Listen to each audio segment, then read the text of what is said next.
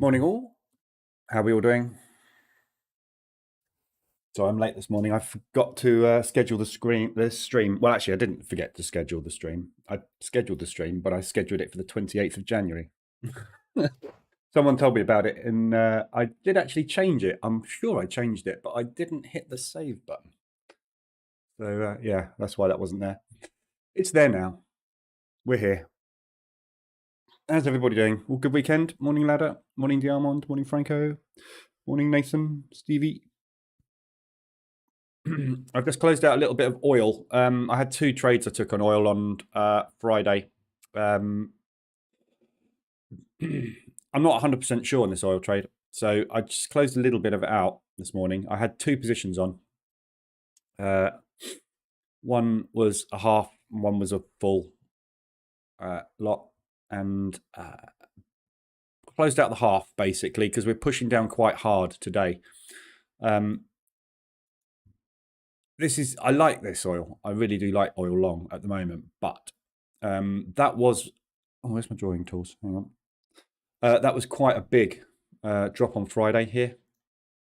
And it happened very, very fast. Literally 4 hours. We just went, in 4 hours, basically, we undid pretty much the entire range of the last 2 weeks in 4 hours. Similar to what we had here. And then obviously, look, it came straight back up. But this morning, it's coming down. It's been coming down hard all Asia. It's accelerating. So I'm just taking half of it off. I can add, I'm obviously going to add on down here, but I just want to see what this does at this low this morning, if it gets there. If it doesn't get there, it's not a problem, is it? But if it does get there, I just want to see what reaction it has down here and in this area, basically at ADR. I'm just worried that there's something happening with oil that we don't know about. So, morning, Andy. Sorry, Andres, even. Right. So, over the weekend, we had no news. Just I'll cover the news first.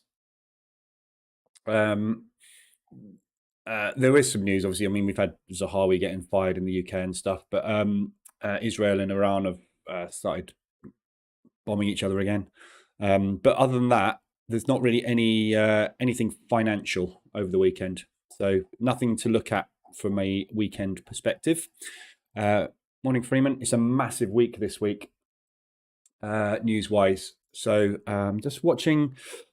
I just want to be a bit careful this morning because I'm running new set files on the EAs, on the ORB EA. So I'll go through it in a minute, what I've been doing at the weekend, but I've been doing a lot of testing this weekend on the opening range breakout pre-market 15-minute range.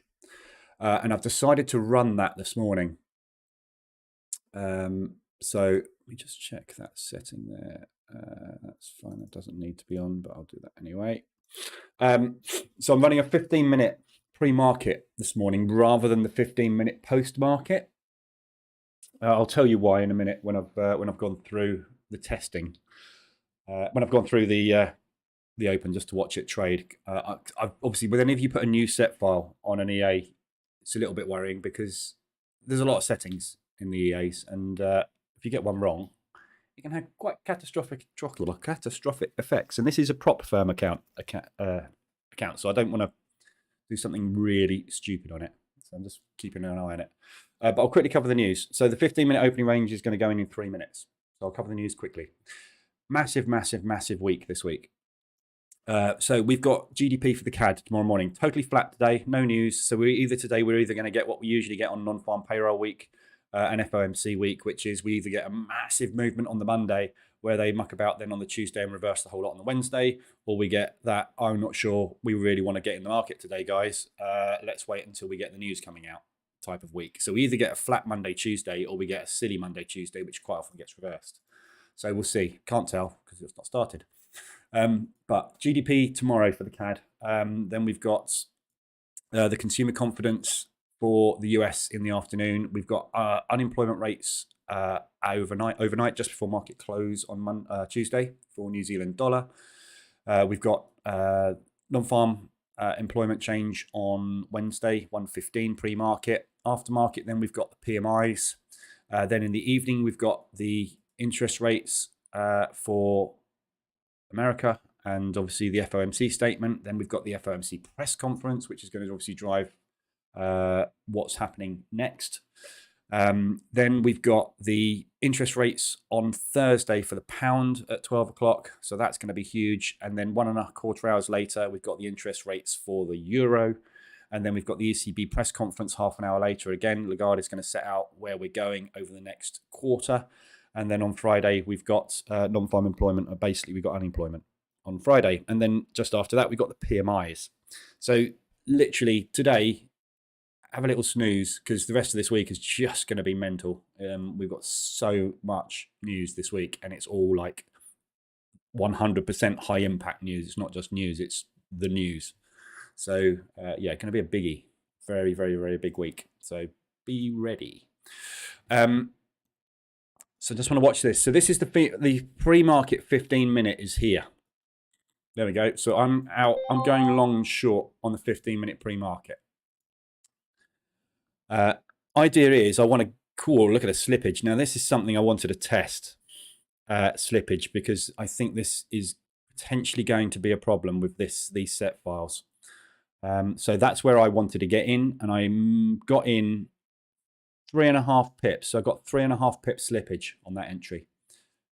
So the idea is we're in a fast scalp, and the idea is basically to reduce risk as quickly as possible, and hope that we get a close candle that is not whipsaw, and then we get a continuation candle. If we get a close and continuation, basically there's no risk in these entries.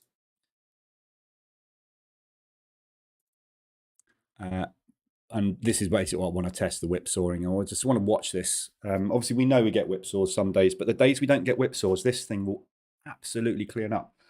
I'm not being funny, but I'm getting 9.67 return on drawdown figures on this strategy on the NASDAQ. On the DAX, I'm getting 7.4. Yeah, these are huge profitable set files. I hadn't tested it hugely because I was concentrating on the initial cash balance. But trading the initial cash balance, if you're going to get a break in direction of the cash balance, and this is the whole theory behind this version of the strategy, is if the speculators jump on board with the initial direction of the cash balance goes in, those days are just going to be huge, aren't they? Because you're getting in with such a tight entry on this 15-minute pre. So your lot sizing is larger. So the days where we do get the movement in the direction are huge, absolutely huge. Like passing evaluation in one day, huge. So I'm testing it anyway. We'll see. But I do get the feeling we're going to get whipsawed. And the EA, the strategy, I haven't managed to test individual settings of the strategy because it's still running. It's been running for 40 hours. It's got 35 hours left to run. So there's some big old returns on this. So we'll see.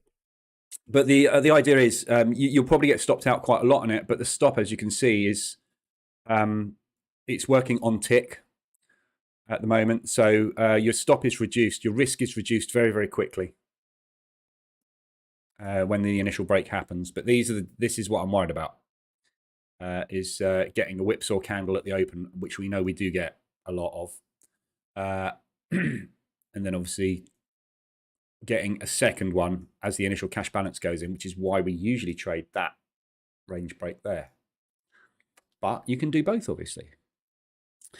Morning, Frank. Rode the US 30 and NAS down for most of the Asian session. You're brave. You were brave for trading algorithmic chop in Asia on Mondays. Okay, stopped out on that first one. So there you go. That's exactly the situation I would expect to happen probably 50 to 60% of the time. And that's why we trade the 15-minute range after the cash balance, because the cash balance is pure chop. But there's a 50-50 chance that pure chop becomes trend, isn't there? It always is. So the reason it's so profitable is because of the size of the range. So just watch that and see what happens. I've picked a set file on purpose that gets back in so that we can watch multiple entries this morning. But the one that I've picked has got a 6.5R return. So it's only ever drawn down. This is a year's testing. I haven't tested any longer than that yet, but this is year's testing.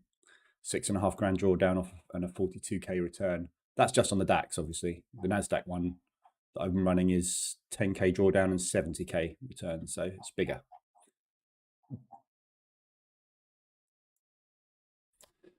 Other than that, I've got some profit I need to take off soon.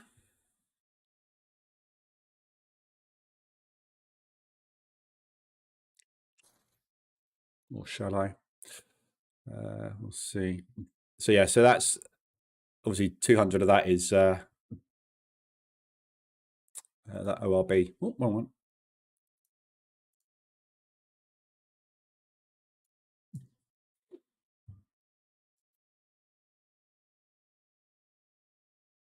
Okay, so re-entered short, or not, haven't yet, but obviously re-entered the short pending because we're back inside the opening range. So first attempt didn't work, and then we're going to take the second. Also, the thing you'll notice on this is if you've got a broker or a prop firm that does not allow hedging and is strict on it, be careful, because in this particular case, I'm using 125% stops. So I'm stopping out 125% of the range, which the problem is obviously with that is you can get in both directions fairly easily without being stopped out. But the set files I've got here, look, which are not using, which are using 75% opening ranges, and they're producing, I mean, that one there, 9.58R, produced 63k off of a 6 grand drawdown. It's nearly a 10-to-1 return, look. But that uses a really tight stop, 75% of the opening range. The danger with that, and the reason I don't want to run that one, is the days you get, I can't really pick it out here, but the days you get an opening range like that, for example, yeah, if you think about it, if you're getting an entry here and you're using 75%, your stop loss, and you see how volatile it is, obviously, your stop loss will quite often, I think, get triggered within seconds of being in the order, because if on a really tight range, I don't think that's going to work. So I'm not going to run the stops that tight, but there's not a lot in it, to be honest. It's the same as everything, isn't it? 75%, 100%, 125, 150. They all return massive returns. It's just how often do you want to get stopped out? It's the psychology thing, which is better to use a wider stop. Okay, short again. Didn't get much slippage on that one. Tiny slippage that time. You can see stops already being reduced. Risk is already being reduced straight away. Let's have a quick look at the DAX and see where we might be going today. So we've got a lot of support down there, haven't we? Selling into support, never a good idea. But obviously we got yesterday's low, Friday's low, and we got Thursday's low as well, which is just here. We've also got a big round number coming up down here to aim for, 15,000 on the DAX. So that is potentially where I think we might be going if we're going to go south today. But we haven't really had any directional bias for the last 2 days. In fact, we didn't get any directional bias last week at all, full stop, did we? So the entire week last week was no direction, no movement whatsoever. We have literally sat sideways for 4 days. So hopefully today they'll pick a direction. We'll actually go somewhere. Also opening gap above. Yeah, there will be a gap on most brokers.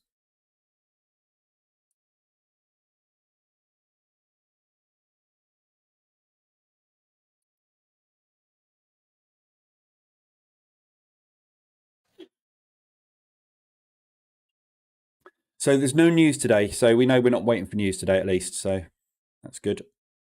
It has got the opportunity just to literally go for it today.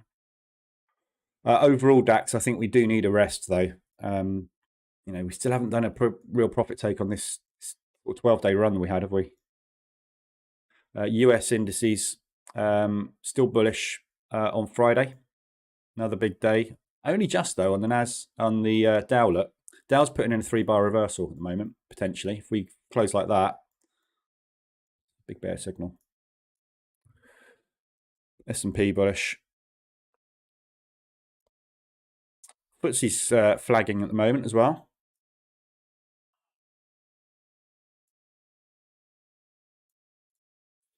No real information as to which way we're going today.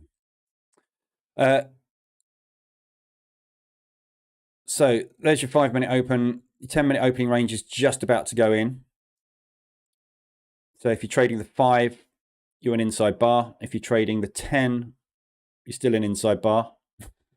So if you're trading the 5-minute opening range, the 10-minute opening range, 15-minute opening range, the basic strategy that initially it was developed on, you're not in yet. Oh, that's a nice gap.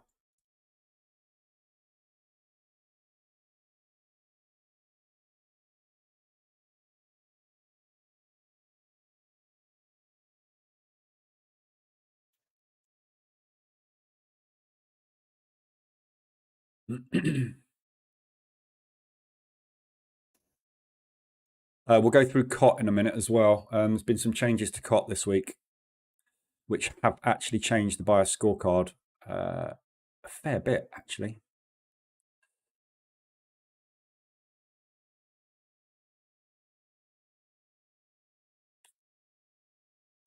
It's going to want to get that gap filled, so we're going to need to trade up to there.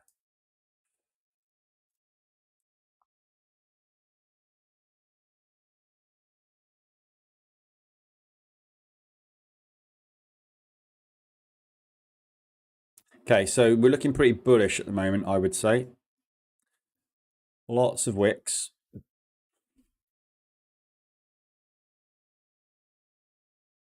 But we are still inside bar on the 5-minute. We haven't broken out that initial cash balance yet. Still putting in the orders by the looks of things. The wicks of rejection down there on the DAX, yeah. Not liking this. We're at that low, you see. This is the thing. It's this low for the last 2 days. We're just not we're not able to get through here at all. It's just not interested, is it, down here? Not enough sellers in the market. We've had pretty good earnings across the board from most businesses in the US as well. Obviously, when we look at earnings, we're looking at earnings in the NASDAQ and the Dow and the S&P mainly, but obviously earnings, if a sector's having good earnings overall, like the tech sector's doing pretty well with earnings, tech sector in Germany is going to be doing the same. So you would expect to see usually the same movements across all the indexes, but choppy old open, isn't it, today? And again, the dangers of running tight opening ranges are, as we know, in chop, it can be quite devastating. So you are going to get days, I think, where you're going to hit max losses on these, but we'll see. All my testing is done on 2.5K maximum loss as well. So it will only ever lose 2.5% a day as a maximum if it manages to have a super chop day. Again, you can retest all of that, but I've not tested it outside of a 2.5K.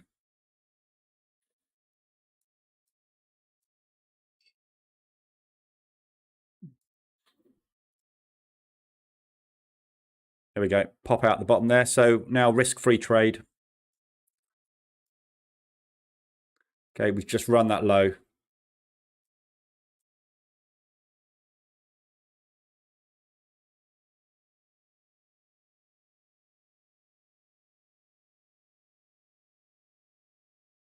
For some reason, I've got that level on my chart. What's that?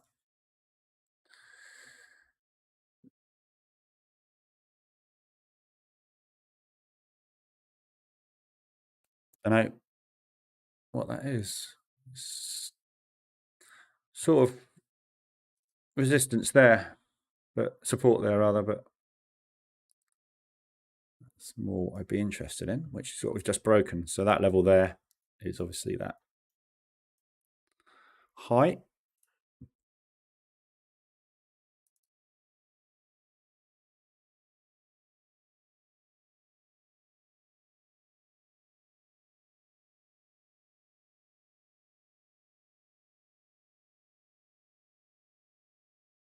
Okay, CAD Swiss, I'm just about to TP. Oh no, I'm not.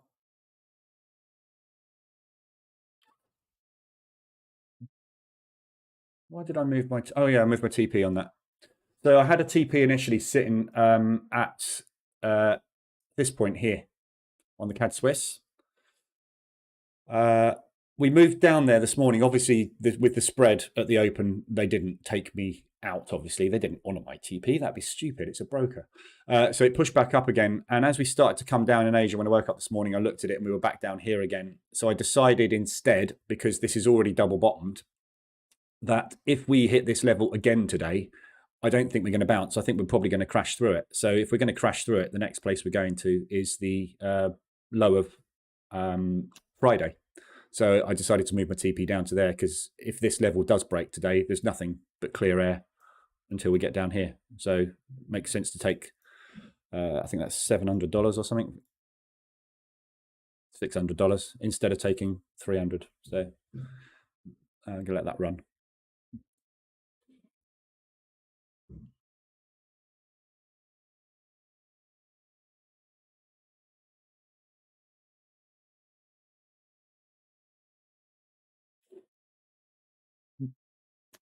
Right, we'll let that run for a minute. I'll do some analysis, shall I? So ADRs today, nothing. There's obviously nothing on the weekly because there's nothing on the ADR. Can't hit the weekly range, can you, on a Monday if you haven't even hit your daily? So there's nothing to look at on the ADR dash at the moment. There's nothing really getting close today yet. Aussie dollar yen, looks like we might have had some movement on the yen pairs. Yeah.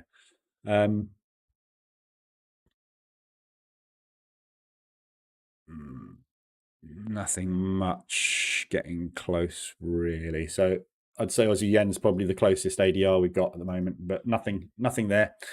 RSI's flat. So the only thing we've got on RSI extended is oil, which is extended below on the hourly, and I'm long on that. So that's fine. So there's nothing to look at there either. So at the moment, nothing to look at. So what I'm going to do is I'm going to run through the combined sentiment and have a look at the bias scorecard. So with the market reversal alerts EA, I'm going to do a little bit of juggling on that today and readjust the pairs that I'm on. Because basically, wrong one, that one. I'm running on these pairs at the moment: Aussie, New Zealand, Euro, Swiss, Euro, Pound, New Zealand, CAD, US, CAD, Pound, US, and CAD, Swiss. But we've had a bit of a change in the fundamentals. So, well, not the fundamentals, we haven't had a change. That is happening this week. This week, we're going to get a change in the fundamentals. But we've got a change in COT. So we had the new COT report come out. Let me look at, if I go to probably historical COT is the best thing to look at.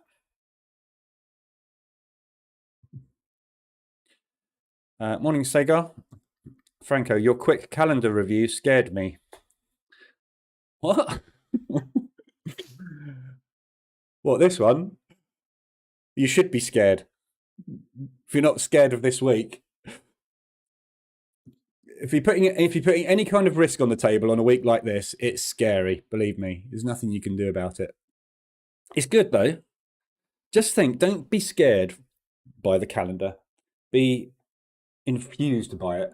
Like, what's going to happen this week? Right, I'm going to go long CAD GDP. That's going to come out. Long go CAD. I can't go long CAD GDP, can I? I'm going to go long on the Canadian dollar, and the GDP is going to come out as positive. I'm going to make a fortune on that. I'm going to go short on New Zealand, and they're going to have terrible unemployment figures, and it's going to collapse, and I'm going to make a load of money on that.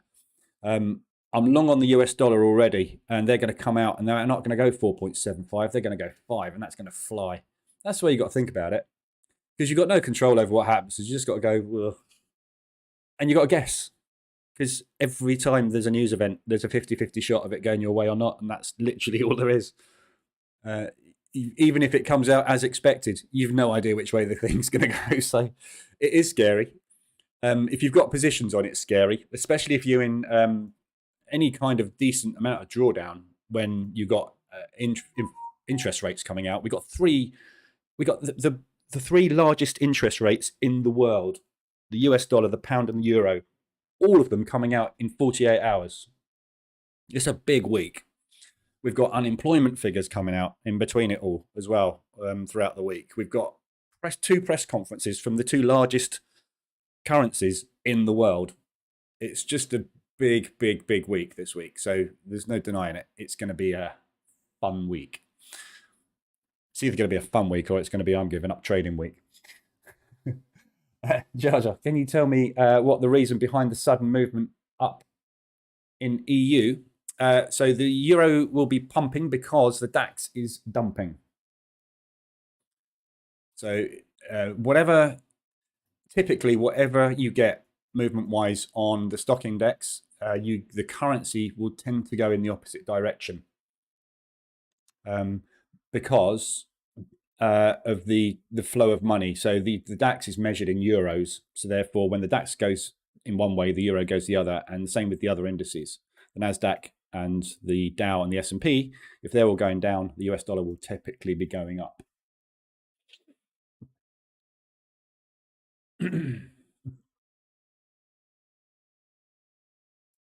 Oh, that was silly. So yeah, oh, that's nice, isn't it?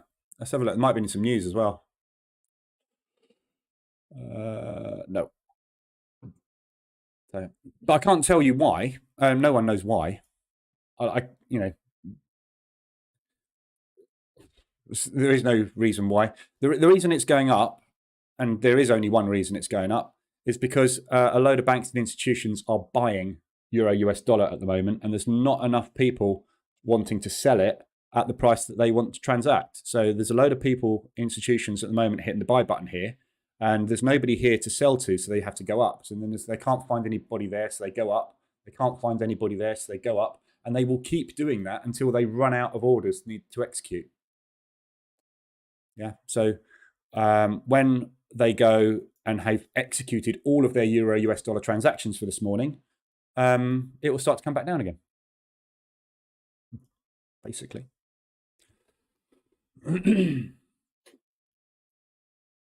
That's what's happening. Why it's happening, I don't know. Maybe some rich bloke went fancy dumping 2.5 million into euro US dollar this morning. There's no fundamental reason behind it. But we'll have a look at sentiment. Let's have a look at retail sentiment on euro US dollar and see which way we should be trading it today.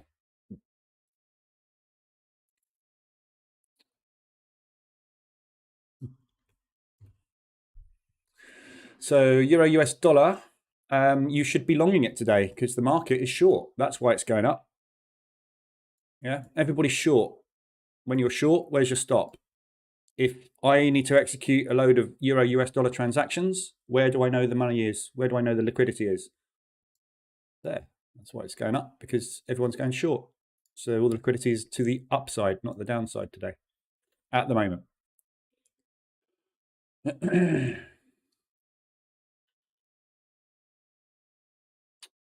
Oh, do I take this off or do I let it run? Am I going to be brave this morning? Brave or stupid? I'm so close to passing this.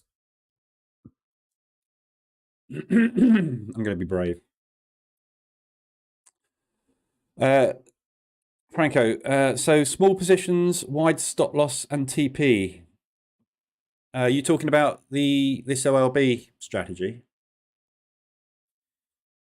So with this, if that's what you're talking about, it's not a wide TP, it's a 4R return. So if you look at the stop I had on this was 250. That is a, oh, sorry, that's a 3R. I think I forgot, oh, what have I got this set to? 2.5, sorry, yeah. So TP1 is 2.5R. TP2 is a runner. So the whole idea behind this set file that I'm using is I take two positions at the break. The first one has a fixed TP on it. That's not a TP, it's down here. Of 2.5R, which is the initial run. So what I'm looking for with this strategy is the initial flurry, yeah, is a distance. And I'm going, right, well, give me maybe 2R, something like that. And then you're either going to pull back and continue in the trend, in which case then my runner is just going to trail, or you're just going to keep going, in which case my runner will trail. Either way, when it pulls back, I get out of the second position. So it's a quick scalp followed by a fingers crossed runner. That's the idea behind this this pre-market open. It's gap down again. We're going to get a pullback on this.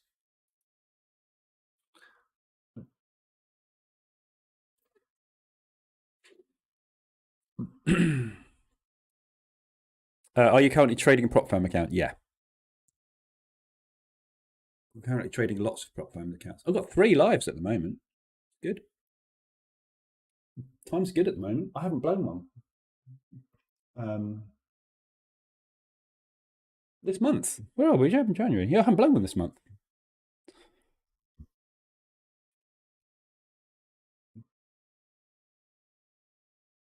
That's unusual as well. Very unusual. Not far off TP. Again, there's no logic behind this. It's 2.5R. That's it. It's a number. I pick number random. All of these, if you look at all these DAXs that I've been back testing, TP1 is here. So some of them use 1.5R, some use 4R, some are using 2R, 5R. I've only tested up to 5R because it's a scalp. If anything over 5R is not a scalp, is it? It's a big move. 3.5R, 4.5R, they're all the same. I picked 2.5R because it's nice and easy and quick to hit. There's 1Rs in here as well, which make money. Look, that drew down 7K, made 44K, trading a 1R. So obviously, you know, the strike rate on that is pretty high, isn't it? It's way above 50% strike rate, because if I've got a 44K return off of a 7K drawdown with a 1R, it's got a good strike rate, isn't it? Again, I need to test all these in detail. I don't know how many tests I've run yet. 4,600-ish this morning, and out of those 4,600, we've got 4,300 profitable. So there's only, again, 300 strategies which haven't returned a profit yet. Very, very good. Do you have any system to take trades on all the prop firm accounts simultaneously? Yeah, it's called a trade copier. So go and Google trade copier, MT4 trade copier. The one that I use is by FX Blue.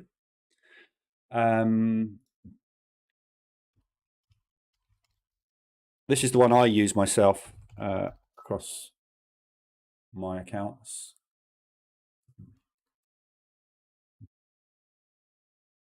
Go and have a look at that. Wheels on your chair, Jar Jar. Yeah, the other thing is you could just have multiple MT4s running and press the button at the same time.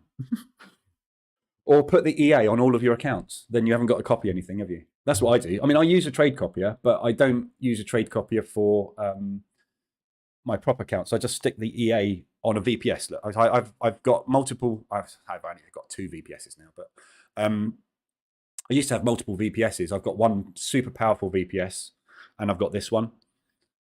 So just stick as many accounts as you like on your VPS and just trade your VPS. Just stick the EA on, let the EA trades on the VPS. So that's what I use, FX Blue. It's free, and it does the job. Just want to see if this is TP. As soon as this hits TP, I'll do some analysis.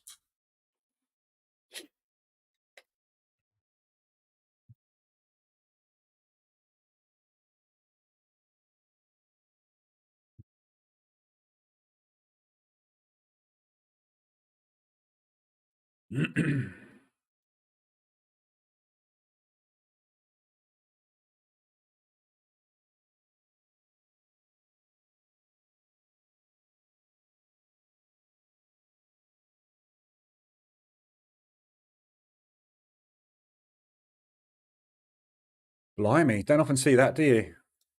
A positive overall P&L across the portfolio. Something must be wrong.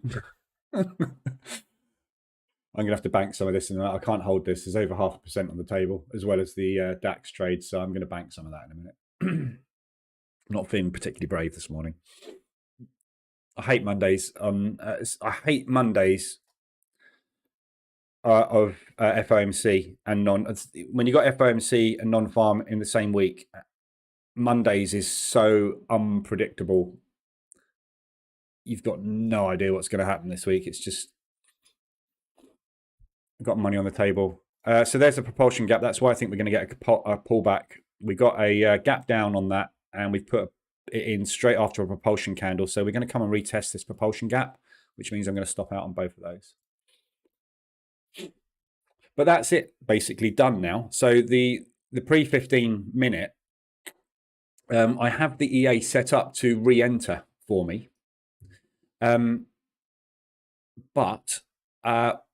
we've got to get all the way back here for me to enter. So there I go, stopped out on those two. That's not bad, is it? If that first one hadn't have failed, that'd been lovely, but it did. So yeah, we've got to get all the way back up in here now to get in again. But that's not the purpose of this strategy. This is a get in, get done. That's it. I'm done for the day type strategy. So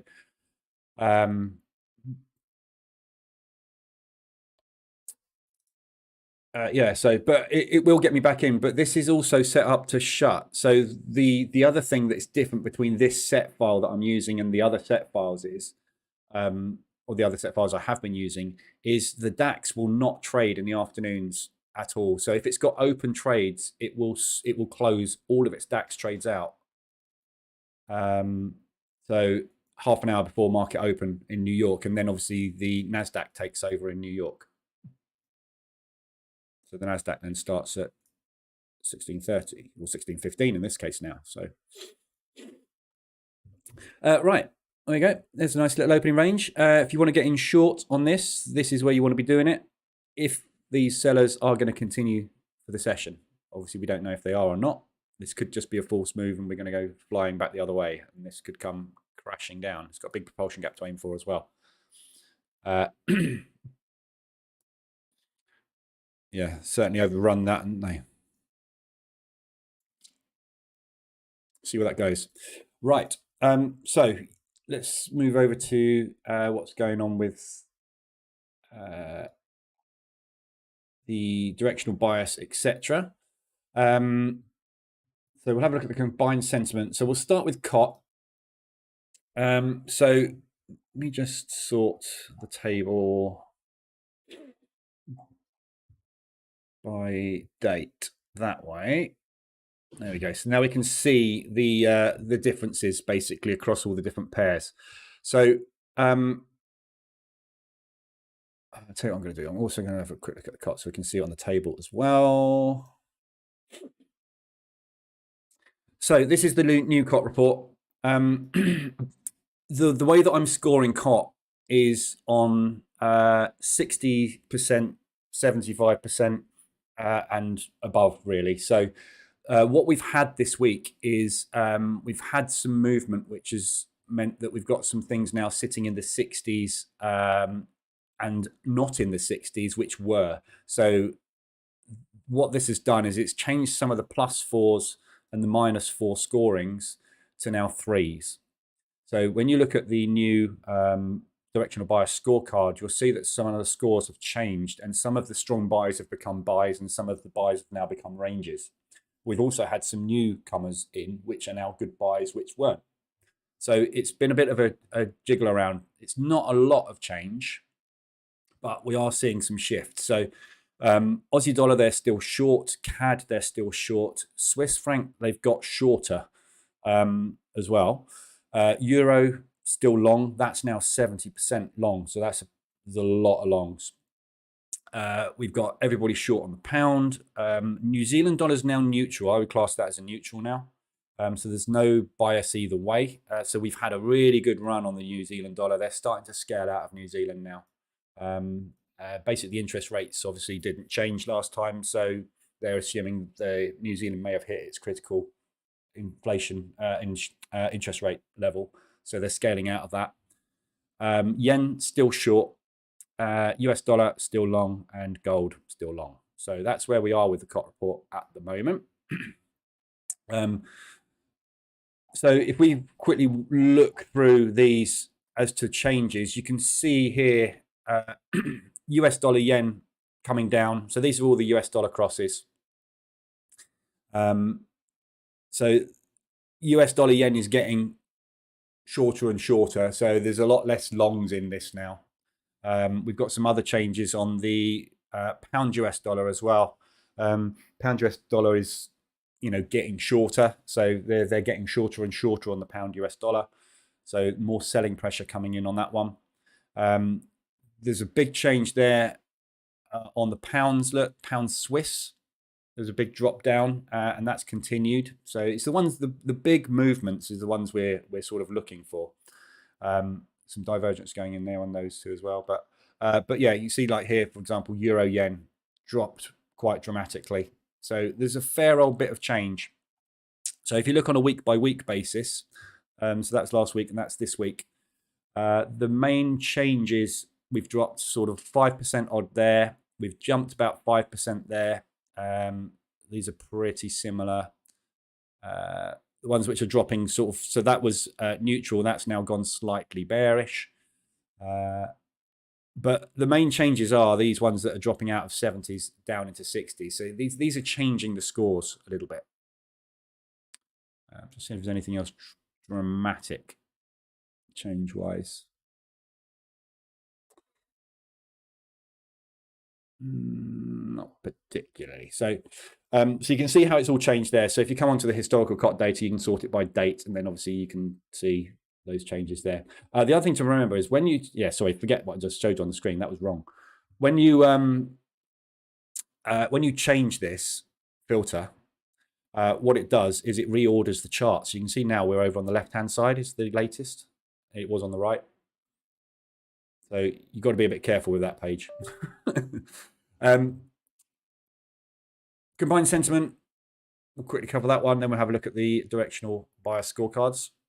So you can now see we had nothing but -4s and +4s last week. Now we've got -3s and +3s in here. So New Zealand dollar CAD was a 6. Now it's a 5. Still strong. We've still got COT on board. We've still got retail on board, but not quite as strong as it was. I like it when that happens. Positive portfolio, kind of unnerving. Yeah. Look at my portfolio. Woo, hello. I've just gone long on the DAX. Blimey. So that's a false move this morning. So your 15-minute opening range this morning was there to there. So what you've had basically on your 15-minute opening now is you've got a false breakout, and now we're going back the other way. So that's your 15-minute opening range.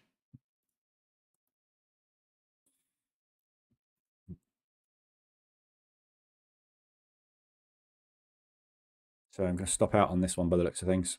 This is the only danger I see with this, is if you get a really whippy session, because you've got a tight little range there, if this one like pushes hard, gets me in as it is now. Look at that. Again, this slippage. This is the trouble with these slippage ones when it's tight. If you get stopped out here and then this candle closes up there, you're not going to get this position added back on again. And if it flies now, you're going to miss it. This is the problem with tight ranges and tight stops, is it's got to fall. Price has got to close inside of this range to stick these pending orders on. And if that now pushes up, stops me out and closes here, I'm going to miss it. Again, all these strategies I keep testing on this ORB, they all work. They've all got pluses and all got minuses, and there's no way of eliminating the minuses on them. They just are there. Every strategy's got a minus. This is this one's. But so when this candle closes, if it closes in the range in the next 50 seconds, we will get pending orders again here. So if this now pulls back, we get another scalp short on. And this thing can just keep doing this. If we get a choppy session, you know, there is a chance that you will scalp, profit, scalp, profit, scalp, profit, scalp, profit, because it's such a tight little range with a trailer. It could be very profitable in tight, choppy days, but I haven't run it in the back test. As I say, all I've been doing for the last whole weekend, as you saw, for 41 hours, this thing's just been running, gathering data. So I haven't actually watched this trade live in the strategy tester yet. Sorry, it's trade live, trade visually in the strategy tester.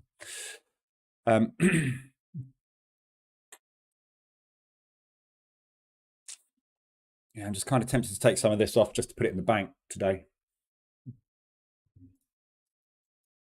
So I'm a bit all over the place this morning. I just want to keep an eye on these positions because, yeah, it didn't make it. Look. So that area that I said on the CAD Swiss, we're rejecting at the moment. We've got this big propulsion that's just gone in. So we're retesting the propulsion gap at the moment. So hopefully they'll be able to do that. I just don't really want that to go.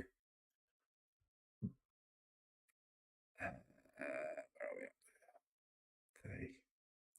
See, the problem I've got, if I take this off, it's not really a problem. If I take this off and bank it, I've banked money. It's not a problem, is it? But I can't get this trade back on unless it trades back up into the Asian highs, because the distance needs to be a minimum of 33 pips to get me in. So I'm just going to hope this propulsion holds. So DAX is making a bit more money. I'm trying anyway.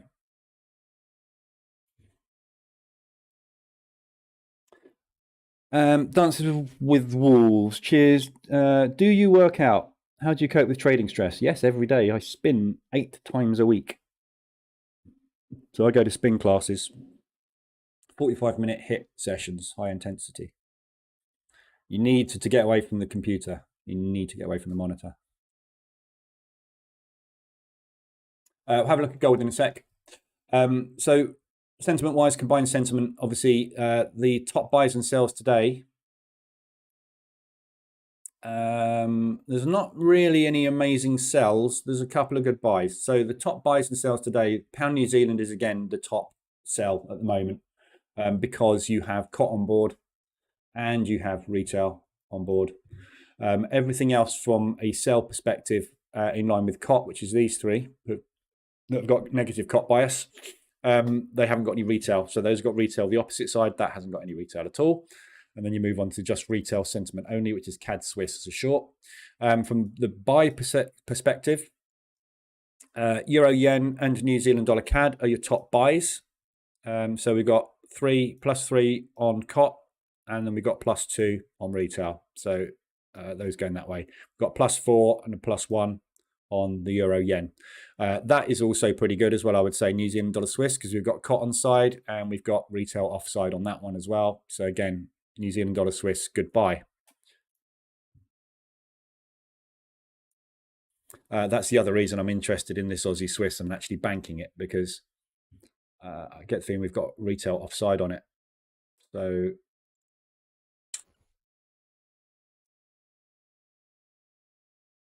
$200. What should I do? I'm going to leave it. So yeah, so have a look at that. Obviously, there's a couple of other retails as well. So if you just go with the +2s and the -2s on retail, those are your strongest retail sentiment. As you see, there's not a lot at the moment. CAD Swiss, it's a short. Yeah, we know that CAD Swiss is a short. It's the biggest short out there at the minute, look, which is why I'm short. Everybody's long. The world and his wife is long CAD Swiss at the moment. All their liquidity is sitting at the lows. Should drive the price of it down, as we just seen this morning. Yeah. So why did we go down here today? Yeah, because that's where all the liquidity is sitting. Everybody's long this pair. Yeah. So they've been longing it and longing it and longing it and longing it. So they've all been liquidated from London session on Thursday onwards. Anybody long is now not. We still have this liquidity sitting down here. Anybody that longed it at all on Tuesday or bought the pullback on Monday, their liquidity sitting under there. And then we got from Friday, we've got the liquidity. Sorry, no, that's from Wednesday last week. Tuesday last week is under there. Again, these are all obviously down here. So there's loads of liquidity to the downside on this. US dollar Swiss. US dollar Swiss is the other sell. We've got COT the opposite side though. So US dollar Swiss, all the large market participants are long. Retail are also long, which means that we want to be shorting it. So kind of the wrong way around on that one. US dollar Swiss though today, from an intraday perspective, you're probably going to find you're going to get a fast move to the downside, which seems to be just starting now. So they're all long it. US dollar Swiss. I say they, everybody that's not an institution. Yeah, 78% of the market is now long US dollar Swiss. So if they're long it, we know their liquidity is all down here. Might have some in there. But yesterday's low is an obvious target for an intraday trade. But obviously that could well just come back up here because all the major market participants are buying this at the moment. But it's not going anywhere, is it? All the time you've got the market wanting to push something higher, but the liquidity being to the downside, it struggles to go higher because it needs liquidity to move the market. And if all the market liquidity is the opposite direction, it means it's got to push down to get the liquidity and then push back up again. So it's always going to try and push. It's always going to try and make new highs, but it's always going to have to come and find the money to fill the orders. So when you get these combined sentiments where you've got opposite directional bias, you can pretty much trade it in either direction until it obviously flips, so everybody's going to go the right way.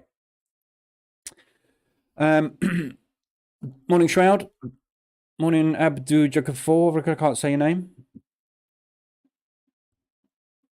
Gold. Why does everybody want to trade gold? Why do you lot always want to trade the things that break the bank? Everybody wants to trade gold all the time. I don't understand it. It's the most volatile, hideous thing out there. I don't know many people that make money on gold. Unless you're scalping, obviously. Then scalping, yeah. So M5. So you want me to look at M5 gold. M5 gold. Here we go. So gold today, I would be long. There you go. And from a COT perspective, they are long. So you want to be long gold today. So drop down to just about literally, just about to get the reverse alert there. So I would get in there. I just got stopped out on that DAX.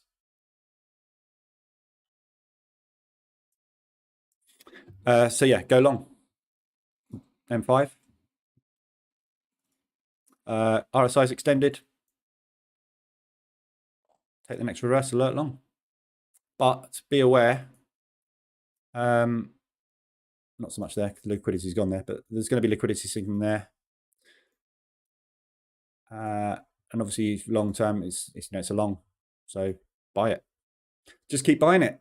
Buy it at the lows. You see, it's very easy to see what's going on with it. So buy the dips. If you're trading M5, obviously you're just trading chop, so you just wait for the chop to get to a point where it's going to grab liquidity. When it's grabbed the liquidity, the limit orders are going to trigger, and it's just going to go the other way. So just keep buying it. Freaking DAX, yeah, no.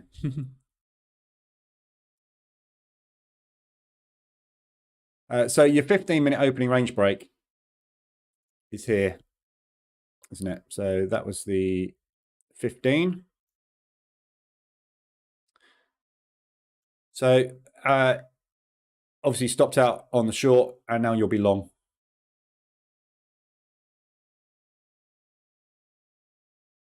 So this is the issue, you see. On the 15th, after that initial flurry goes in, we start to slow down, don't we? So for me to get back into this, I need this to close back in this propulsion gap, but I don't want it to close too deep in the propulsion gap because it's going to get me in short. And if it goes that way, it's going to get me back in long again. You see what I mean? This is the danger, this one. The back testing shows it's all absolutely fine, but I can see the dangers on the screen here because I'm watching this thing unfold, and it's obviously going to be whipsaws over a tight range. It's a scalp strategy, so you are going to get in a few times on it. If you don't get that initial trend start, these are the days I think you might get into trouble with it, but we'll see. Let it play out. That's what live testing is all about, is letting the strategy play out. So there's your gold, yeah, long. Swiss yen, do I see it dropping long term? Okay, so just about to go long DAX again. Potentially. Swiss yen, do I see it dropping long term? I don't know. On the trouble with the yen pairs is they're thrown out by fundamentals because they don't change their inflation rates. So Swiss yen is a massive long at the moment, but the reason it's a long is actually all fundamental in this case. So there's not any cot positioning. Basically, the market is short the Swiss franc and they're short the yen. So there's no advantage from an institutional perspective. They're not short one, long one. So there's no, that's a range bound. The market, the institutions will be range bound on it. Retail is short, which would indicate that we're probably going to get some upside movement.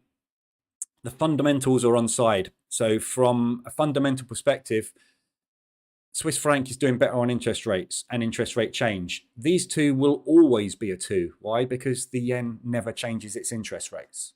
So you can't use that. Inflation is a gauge. So inflation, basically, the Swissie are doing better on inflation. There's no bias change in the last inflation figures didn't give us any directional bias. GDP, the Swiss are doing better than the yen. And with unemployment, they're doing better. But the change in unemployment meant it wasn't quite as good. So it's really mixed figures. And you're going to find this with everything yen, because the yen, they do not change their interest rates. Yeah, the interest rates for the Japanese yen are minus 0.1. They have been minus 0.1 for years. Yeah, they do not change interest rates. So you're always going to get, with every yen player, a positive bias on every other currency.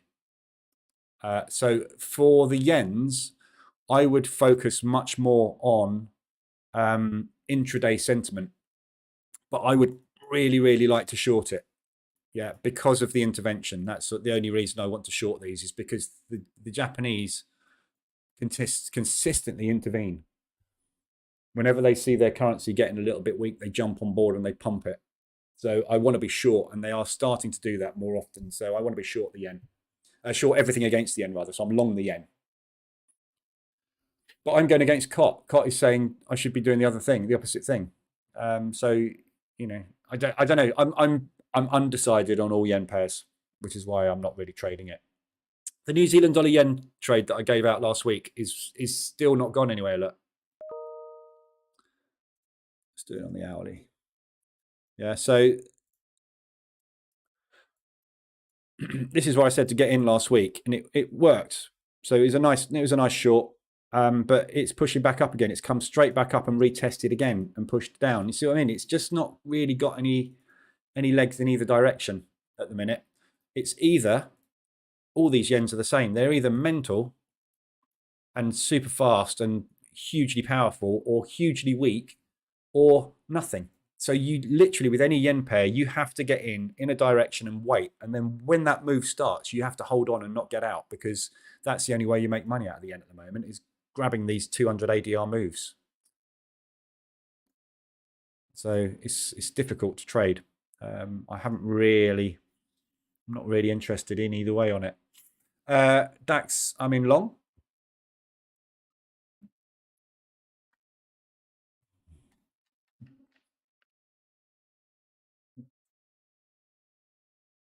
But yeah, same. I think the Swiss yen. I think everything yen will probably gradually come down. And the Swiss franc at the moment, don't forget, the market seems very unimpressed with the Swissy at the minute with what happened with the central bank.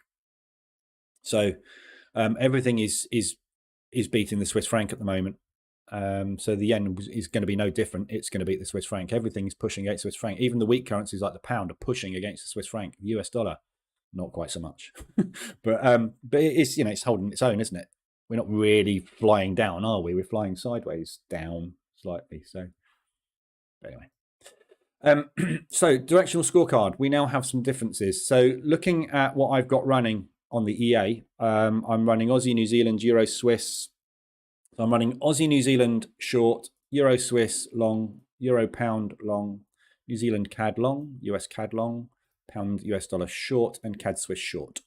So that's what I've got from a bias perspective. So if we look at now what the bias is for buys and sells, those are the new biases. So there's more of them in there, but I'm not, as I say, at the moment, I'm not really looking at the yen pairs as such. So, and that's the reason why, is because the fundamentals don't really tie up on them. I'm more interested in that and that with those, and there's no biases. So so we've lost our really strong sells. We had sort of 9s and 10s down here. We're now 7s and 8s. So you can see where the change has happened. We've got some pairs now which we've slightly changed the COT bias on, because they're starting to scale out of this New Zealand dollar. Yeah, so these are all the New Zealand pairs. So we've got some change on the bias on New Zealand.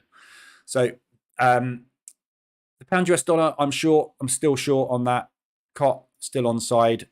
Everything is still on side from a fundamental perspective, although they're fairly similar. That will all change this week. So again, with the pound, we've got the rates. With the US dollar, we've got the rates. So the differentials will change. So when you're looking at fundamentals, you pay attention to what's called the differentials. The differentials are the differences in the changes.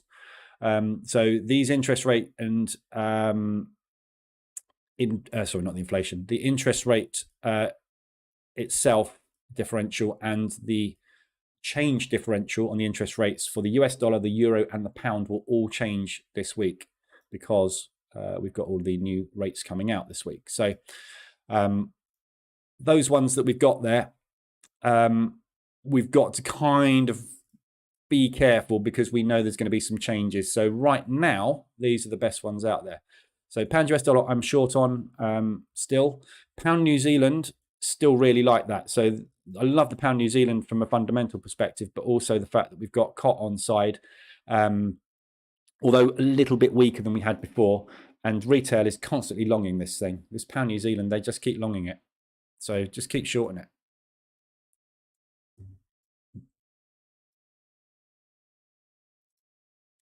That was close. So yeah, so if you see where I got in here initially, we've got the RSI extension to the upside. So we haven't quite got an extension on the RSI yet, but I'll be looking on the hourly chart. If we can get any extensions on the RSI, that's where I'll be jumping in. I missed that one. Didn't really go far, but that was a short. But I'd be interested in if we get anywhere up into here. So we're looking sort of a 50, 60, 1.8 retracement on the fib at these levels as well. We'll be up at ADRs by the time we get up there. So if we can get up to there, I'll be looking to jump in on some pound New Zealand short as well. Aussie dollar, US dollar, COT is on side. Retail is offside at the moment. So retail is going the same way as COT, which isn't a good thing. So we want to wait really ideally for the retail crowd to start going the opposite direction, which will give us another boost. But Aussie dollar, US dollar is a good sell. Fundamentals are all on side for a short. COT is on side for a short. Same as Aussie, New Zealand. We've got COT on side for a short. Retail is neutral on that one at the moment, but the fundamentals are on side for a short. So Aussie, US and Aussie, New Zealand. Right now is a really good short where we are at the moment. So we've had a really good strong push up. 4-hour RSI extension we had last week on that up here. So you would have got in short up here. You were extended on the hourly as well. You had a couple of extensions on the hourly. But yeah, like that one as a short. So we had what?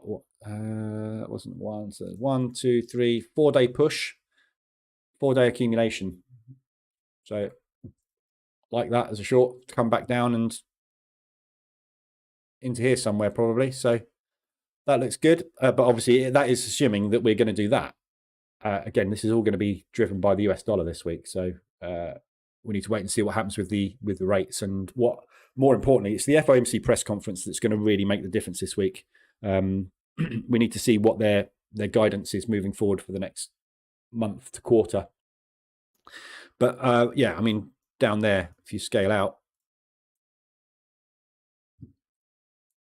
yeah, so we've got this high which is holding at the moment, which is kind of where we are. So when that breaks, we're looking to come back down somewhere into there, I would suggest. So that was the Aussie US. And Aussie New Zealand, I'm already short. Whoops, wrong one.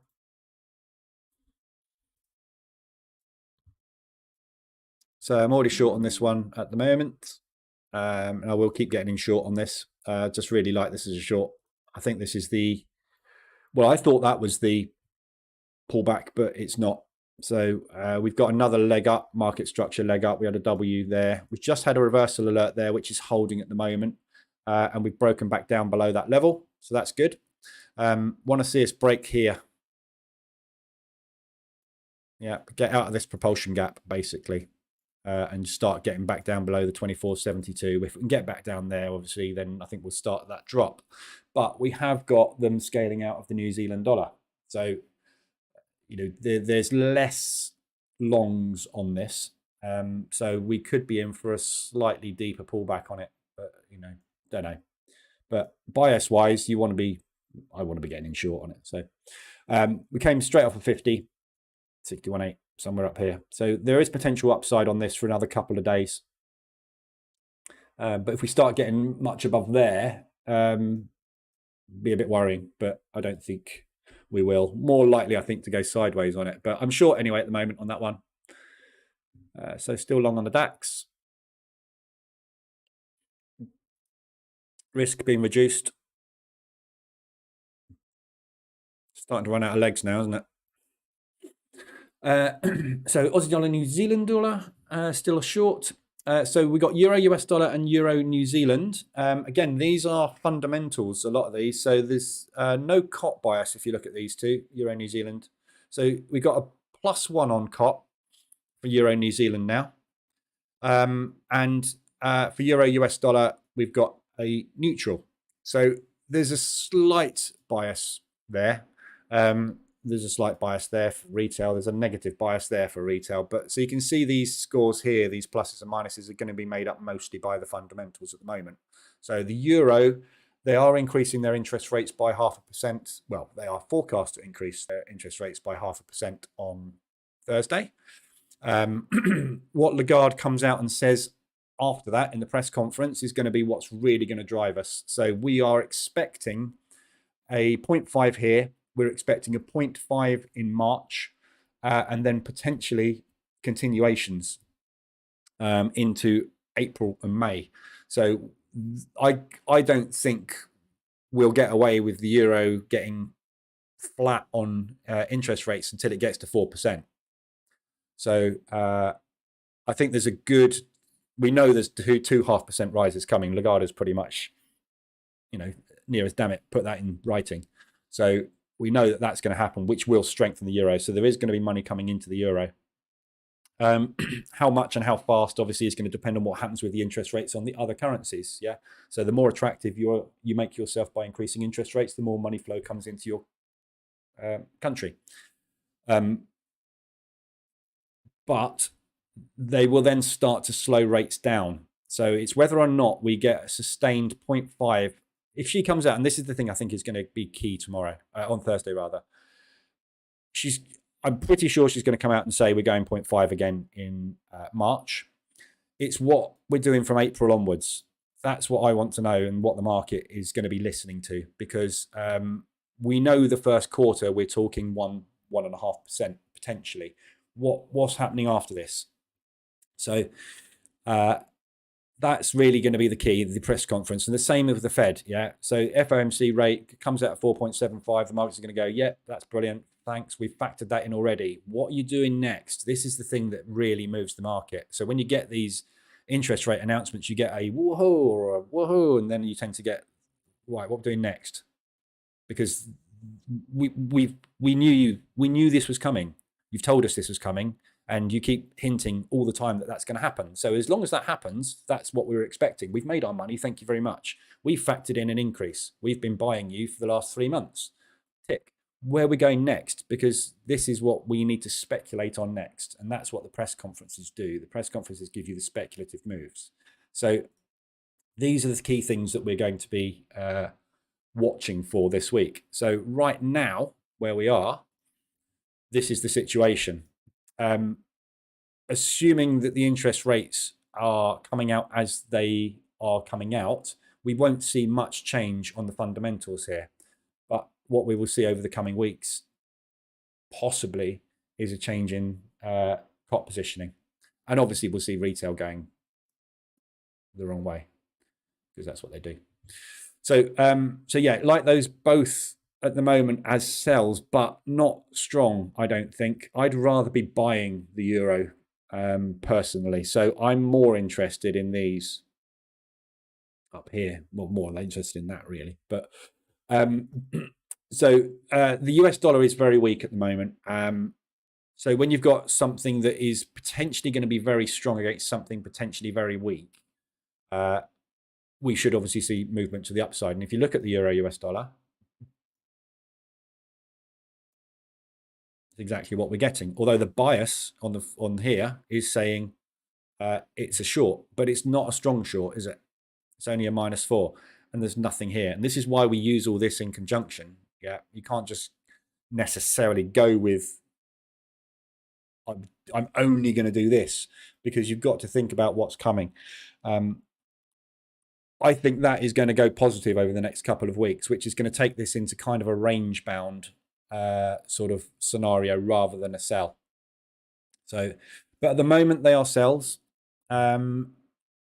The problem we've got is this US dollar. We've got so much weakness in the US dollar where we should be having strength technically. We've had nothing but good news most of the time, but all the bad news seems to be completely outweighing the good at the moment. And the market's just got no confidence in putting money into the US, partly because it's hit its terminal rate on interest rates, potentially, or we're just about to hit terminal rate on them. So I think we need to be a bit careful with these biases on these euros. Euro New Zealand, though, I definitely do like short as still. So that one, I would be happy to short. Best longs at the moment, you can see there's quite a few of these. If we take these out of the equation, the yens, again, not sure on the yen personally. That one probably not so. Euro yen, I probably would be a little bit more interested in, but you know, I'm kind of sticking clear of them at the moment. The strongest thing we got out there is a Swiss yen. So failing that, US dollar CAD. US dollar CAD, I'm already long. So keep pushing the wrong chart. I've got too many MT4s open. US dollar CAD. So I'll be looking for longs on that. I am long and I will remain long. At the moment, I just, you know, the bias on this, if you look at it on the 4 hour, yeah, we're not going anywhere, are we? So we're just sitting sideways, and we have been since November last year. So all I will do is I will scale in when we get RSI extensions to the downside, any ADR hits to the downside. I will just keep buying US dollar CAD until the cows come home, basically, and just wait for the moves. But, you know, you see what's happened since the good news week, as I call it. So this week here was all good news for the US dollar. Good news, good news, good news. One little bad bit of news with the PMI figures and the thing just collapsed. You see what I mean? It doesn't matter. If the US came out and went, hey, everybody, we're going to print loads more money, and we've just had all our debts wiped out, and everything's fantastic. We're not going to have a recession. COVID's dead. We've got a cure. Everything's brilliant. Oh, and by the way, inflation's gone up by 0.00001%. Boom. That seems to be what the situation is with the US dollar at the moment. It doesn't matter what the Fed tries to do, how much it tries to pump it. It's just not able to get any momentum. So I will buy all these dips because I know that there will be movement in the US dollar, because the US dollar will also move with the stock market, and it's the world's currency. So it's constantly being transacted. So you get that constant movement up and down. So you've just got to find something to trade against it. So for me, it's the pound US dollar. Yeah, I want to be shorting it. Why? Because the pound is incredibly weak at the moment. And although we seem to be getting quite the opposite effect sometimes on the pound, don't we, at the moment? We get negative news coming out, and for some reason the pound pumps. But long term, we're not in a good spot. We've got, our entire country is striking at the moment. There's nothing fundamentally good about the pound. So it's just a case of waiting on all of these for the moves to sort of kick in. But so yeah, pound US dollar, I've got the shorts on. US dollar CAD, I've got the long on. Got COT on side on that. Again, we've got retail offside at the moment. So we're just, hovering sideways. Euro Swiss is a good buy as well. So Euro Swiss, keep doing the wrong chart. Again, I'm buying this, as you can see. So I've just finished the buy cycle on this last week on Monday. So I got in on that previous Tuesday, scaled in, scaled out. So as we started to drop, so I'm waiting for a drop basically to get in. I haven't had an opportunity to get in yet. So ADR hits to the downside, come back into this propulsion gap. That will give us an RSI extension on the hourly. Yeah, so if we can get back down into here, I'll buy it. I just need some reasons to buy it, basically, Euro Swiss. All the time this Swiss franc is weak, off the back of the Swiss National Bank losing money, you want to be buying everything against the Swiss at the moment. The market is short the Swiss at the minute. So, Swiss franc, 80% short. They're not happy with the Swissy at the minute. So just looking for opportunities to buy it, really. But you can't do anything here. It's just been sideways. So yeah, RSI extensions, ADR to the downside. That's what the dashboards are for. ADR, RSI, just monitoring these, basically waiting for a signal to get in that we're extended on it. So that's a good one. I like it, but there's no, as I say, there's no the real huge strong ones at the minute out there. There's no good, like amazing, and that's partly because we've got a lot of mixed sentiment against COT at the moment. When this all starts to line up, I think that's when we'll get these moves started. But always has a little bit of a wobble. Everything has a little bit of a wobble when you've got lots of interest rates coming out, which we've got this week. So New Zealand dollar CAD and New Zealand dollar Swiss, they are still buys. Again, COT are on side, not as much as they were. We've got retail at the moment, totally offside on these. Fundamentals are fairly neutral on them. So yeah, buys on both of those, but they are mainly based on sentiment. So, you'll get the same sort of signal here as you will on the combined sentiment for New Zealand dollar Swiss and the New Zealand dollar CAD. So New Zealand dollar CAD there, and New Zealand dollar Swiss there. Yeah. So you've got COT on side and you've got retail on side. So both good longs. So New Zealand dollar CAD, looking at those two today. Again, see, this is going absolutely nowhere at the moment. So all you do every time it pushes down, you just buy it. And you just get out, and then it comes down, and you buy it, and you get out, and you buy it, and you get out, and you buy it, and get out. At some point, it's going to go that way. There's your home run, but just keep buying it. So today, oops.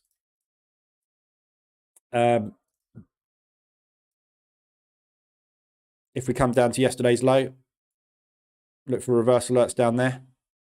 Hourly RSI extensions to the downside, if you can get one. ADR if you can get one. But I mean, look at the ADR on this thing. It's just sideways at the minute. So just quite tricky to get into. I mean, in theory, you could just go down to M5 and just buy every reversal alert and scalp out that way.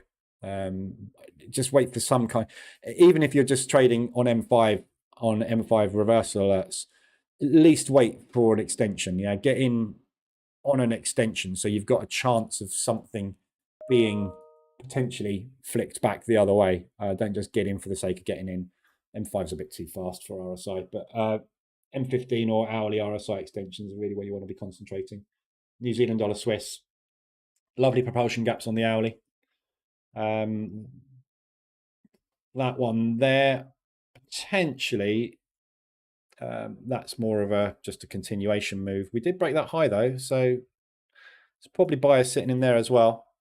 That was a new spike, I think. But again, we've respected that a couple of times as well. So anywhere down here, we're looking for buys. Of course, the other thing you can do with sentiment trades is take a breakout long.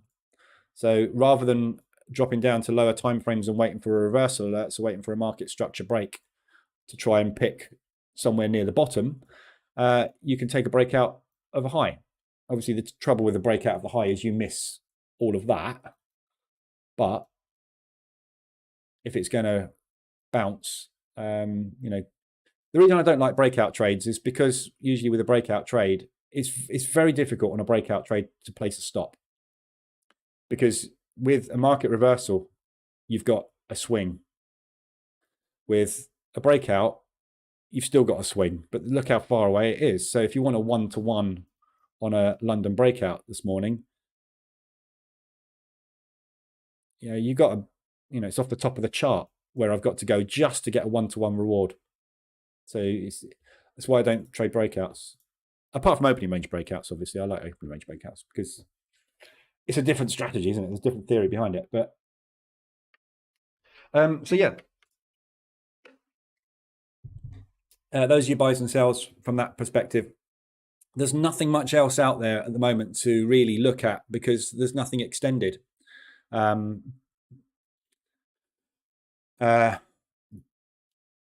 You know, we've got no RSI extensions at the moment on the hourly or the 4-hourly, and I think there's a danger today of actually this dash remaining very much like that, and the ADR dash remaining very much like this as well, because we've got all this news coming this week. Like I say, we will quite often find the market, you know, if you think about what the markets do and how they make their money, the banks and institutions, they make money long term riding the waves of expected currency movements. You've got three, or you've got more than three. I mean, when we look at the key fundamentals, you've got unemployment, GDP, interest rates, yeah, and inflation. So those are your four key drivers. We've got GDP, unemployment, inflation. Yeah, it's just that's an inflationary figure as well. Interest rate, unemployment. It's just the whole week is all key fundamental drivers being released for the three largest currencies. So it's not surprising when you got no news coming out on a day that the market might want to sit there and go, actually, yeah, I think we'll wait. Because if your job is to make sure you get on the right direction with $500 million, you probably want to know you're in the right direction before you do it. Because if it comes out, you know, and they never know, no one ever knows, do they? If the Fed comes out and goes, it's 4.75, guys, as expected. Remember we said we're going to go to 5.25 next time? We decided actually we're going to drop it. If you just got in $2 billion long, you're knackered. So this week, although towards the beginning of this week, we could well see some decent volatility. You'll probably find, if you look at most charts, especially with US dollar pairs, what you'll be seeing is volatility within the bounds of where we've recently been to. So yeah, maybe a big strong push, but probably pulling all the way back and just holding around. Yeah, pushes up, pushes down, pushes up, pushes down. So a decent amount of movement. The low time frames probably do fairly well out of it, but for me, obviously, I'm taking positions with a longer view. Tricky. CAD Swiss, we have got that break on the CAD Swiss. So remember I said about if we break this low, which is where we found that support, that's the next target. So where we are now, there's absolutely nothing here really that the market can grab hold of. Potentially there's a little pullback there, but there's nothing much else that they can grab hold of until we get back down to where we pushed to at the open on Friday last week. So TP towards yesterday's low.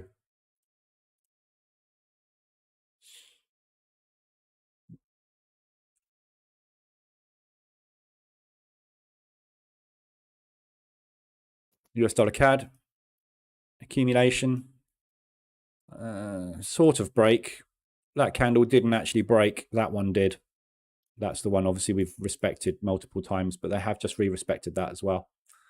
So if you think about, whenever you see an accumulation propulsion, where you get a propulsion gap and it hasn't broken a low, try and put the whole move together. So if you jump out onto the 30-minute chart, which I don't have from there, yeah, this is the hourly. So those were those two candles to, hang on, where are we? M15, let's mark it. So it's those two there, isn't it? This might not work actually on the hourly. You might need to do the 30. Yeah, there's no propulsion move there. But if you go to a 30-minute chart, as I say, which I never look at. Yeah, that is the propulsion move of those two 15-minute propulsion gaps stitched together. Again, disrespected there. But again, even on that 30-minute, we didn't break that low, did we? So this is all part of really an accumulation.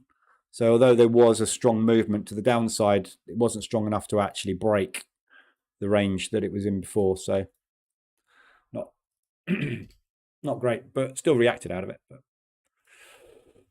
So yeah, US dollar CAD. Obviously, I've got longs on that, so that's why I'm looking at that one.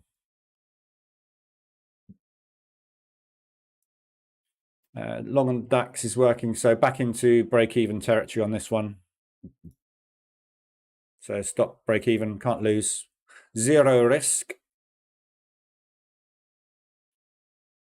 If we can get a break of that high, we've got a nice little run ahead of us, hopefully. Yeah, that's a good propulsion gap. Look, so accumulation, that's the propulsion. But this is Friday afternoon, so actually that's not a good propulsion gap because that's just Friday afternoon, everybody closing their positions. But Friday evening, that's what you want to see. Accumulation, propulsion that breaks the high, but that one didn't. So that candle there did. Those two candles stitched together on an M15 chart will give you one propulsion gap that breaks an accumulation.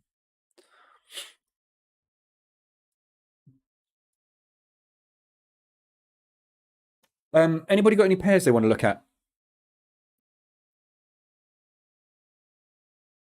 that I haven't covered, or anything else you want to discuss, look at, etc.?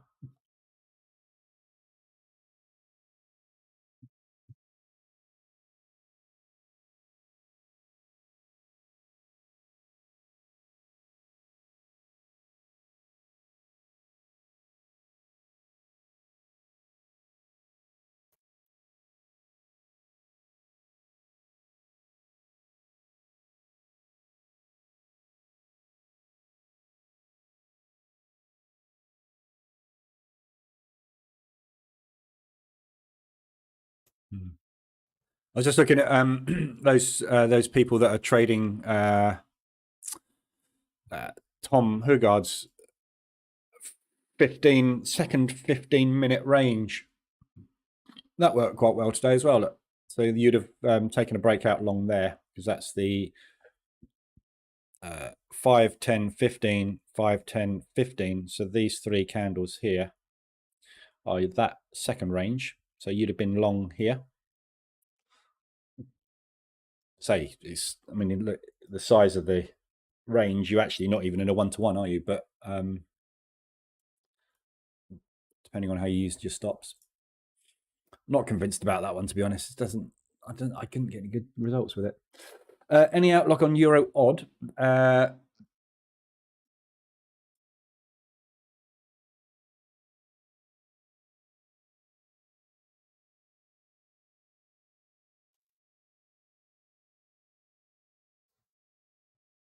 So it's not really. There's no bias either way on it. COT is long. It's a real mix at the minute. COT's long. Fundamentals are short at the moment. That's going to change though. Retail is long, so you want to be shorting it. So there's not really any bias on it. Euro odd.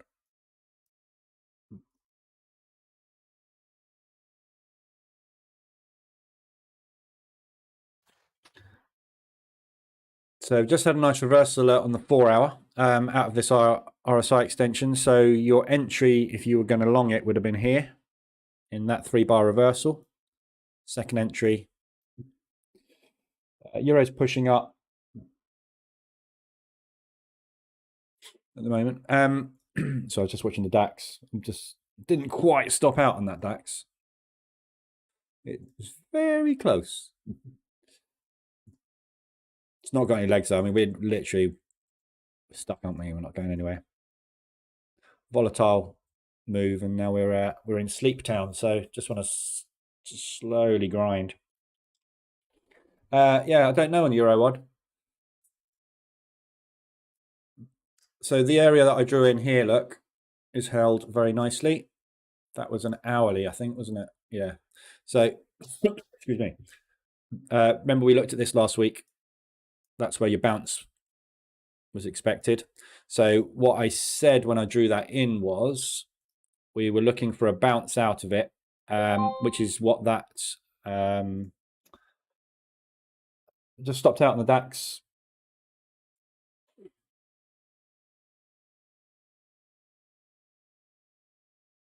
The trouble with tick trailers, again, tick trailers, they get you out too quick, but they also mean if it goes against you, you get out with a much smaller one, smaller loss. Double-edged sword. Everything's a double-edged sword.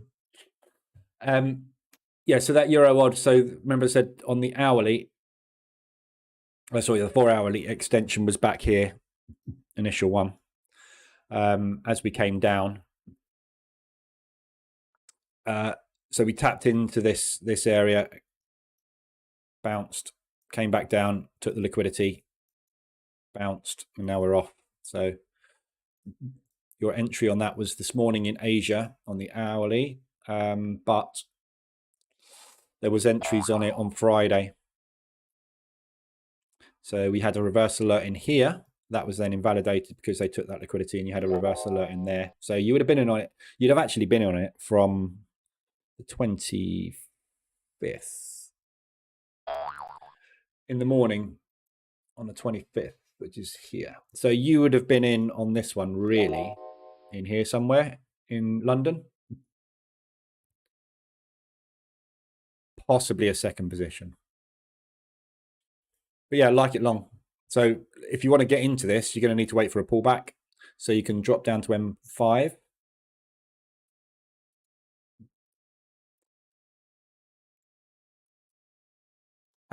So drop down to M5, wait for the market to pull back into that propulsion gap, and then take a reversal long out of there.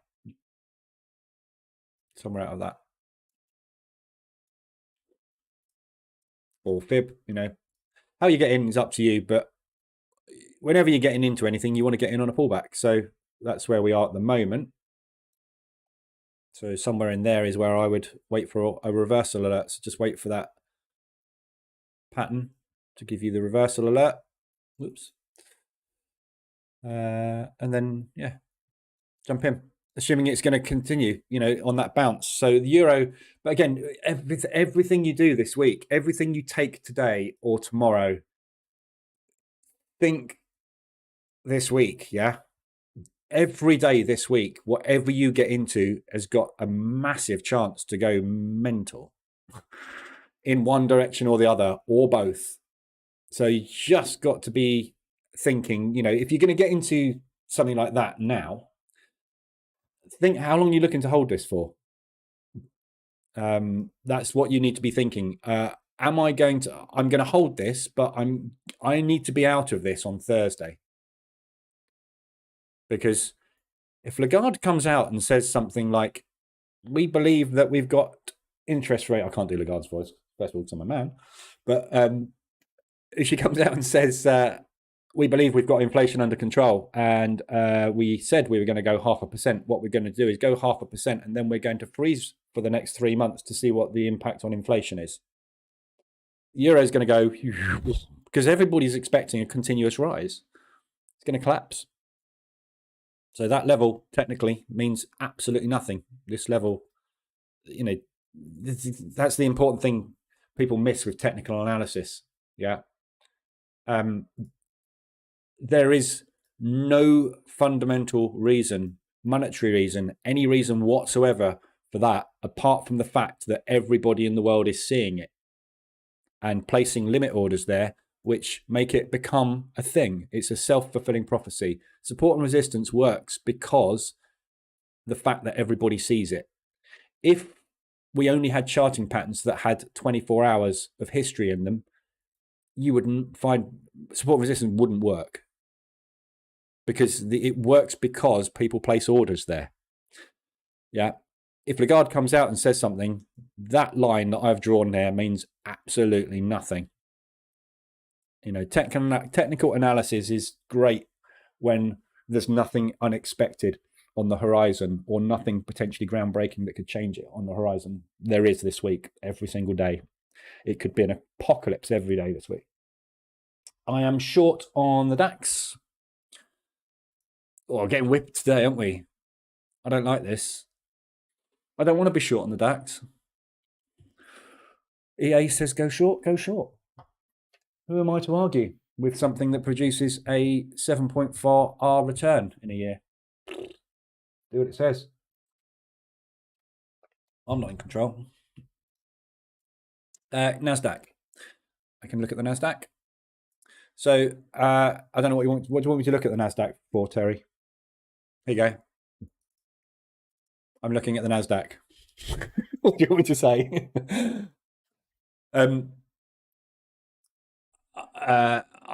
When I'm trading indices, I'm not interested in anything but what's happening now. So for the NASDAQ, I'll be trading it this afternoon. You don't trade the NASDAQ in the middle of the day. So what you need to be aware of today is, who have we got today? Nothing. Oh, right. Okay. So there's no earning. God, there's no news today, is there? There's no earnings today. There's no news today. There's nothing happening today. So post-market on Friday, we had Amex and Chevron, which don't affect it because they're not in the NAS. There's no news today. We've got Spotify tomorrow, and Snap. There's nothing news-wise. So there's no there's no earnings that are going to affect the NASDAQ.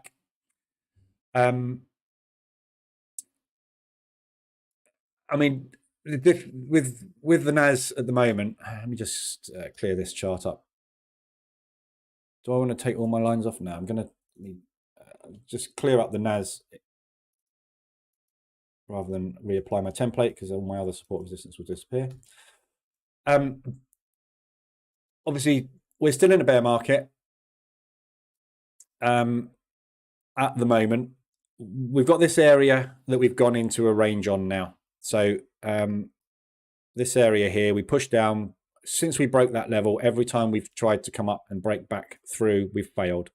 We're up there now. So for me, I don't believe this bear market is over by a long shot. I still think we've got at least COVID levels to do. But the market is bullish on the other indices as well. We've got things like the FTSE making new highs. We've got the DAX, which is on a pretty nice run at the moment. But in the US, we're still not able to get that push.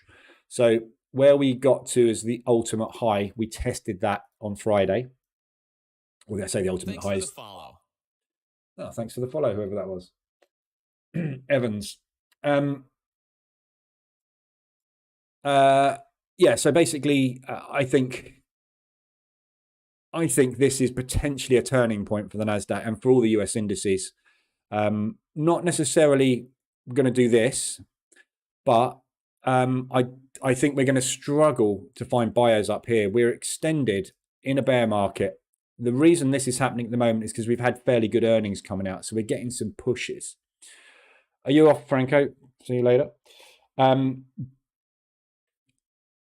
But I'm not sure that really we're out of this bear market at all. So I'd be more inclined to short it, but I don't trade that way at the moment with these. So I'm trading momentum. So as you just seen this morning, I trade opening ranges and opening range breakouts.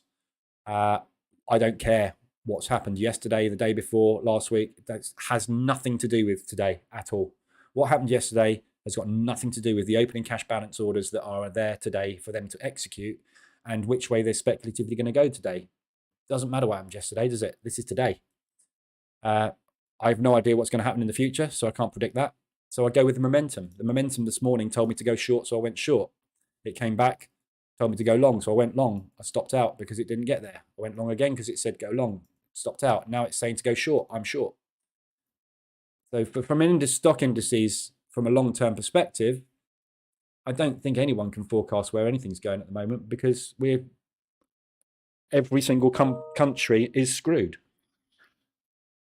It's who's got the biggest pockets and where they're going to put that money. There's a finite amount of money in the world, and from an investment perspective, it gets put into places, and that's what makes things go up and down.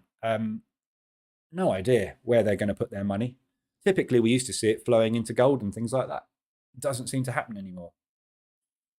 You know, we've got a war going on in Europe, which is on the verge of World War III if we start sending more tanks and things over there. And we've got a huge crisis from a healthcare perspective, which we're still getting over. And every country at the moment is struggling financially.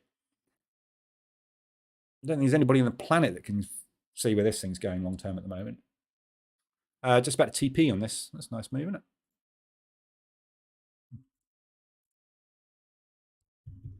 I'll plot all these out when the morning session's over, and I'll post them.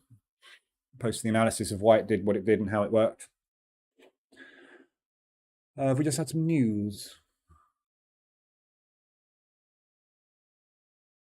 German GDP has just come out, apparently. Oh, it's this morning at 7 o'clock.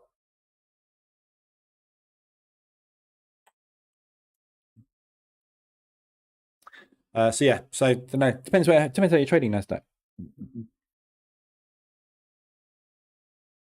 Direction for the day. Well, I just answered that one, didn't I? Yeah. Direction for the day is south at the moment.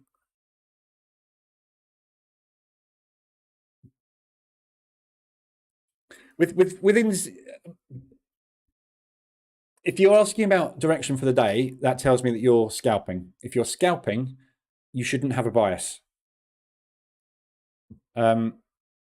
Because your bias, let's say, for example, let's look at the NASDAQ today, right? And let's say, for example, my bias when I woke up this morning was long because of that. I was like, wow, they bought the crap out of that. Wicked. I'm going to buy it today. So I go to my chart. I see where the volatility starts to come in at 8 o'clock, which is there. And I go, right, I'm long. I'm buying it. It pushes down, puts in a nice hammer. I'll buy that hammer. Bang, stopped out. Damn. Okay, we've got an inside bar break to the upside. I'm going long. Stop. Bang. Damn. Okay. Okay, so we got push down, rejection. That's a nice big bull candle. Broken a high, so we got a higher high, higher low. Bang, go long. Excellent. Move to break even, stopped out, break even. Okay, I'm waiting for a long. See what I mean? If you've got bias, all you're doing is you're fighting momentum. The market is going down today. Don't do anything but sell it. TP'd on that one. And I've got trader on the second. Yeah. Price action on if you're looking for intraday trading, price action, indicators like things like RSI, yeah, intraday momentum with stock indexes is just not worth looking at directional bias. It's just follow the price, follow the money. If they're selling the crap out of this right now, I want to be doing nothing but waiting for a pullback to jump in short. Nothing to do with what happened yesterday.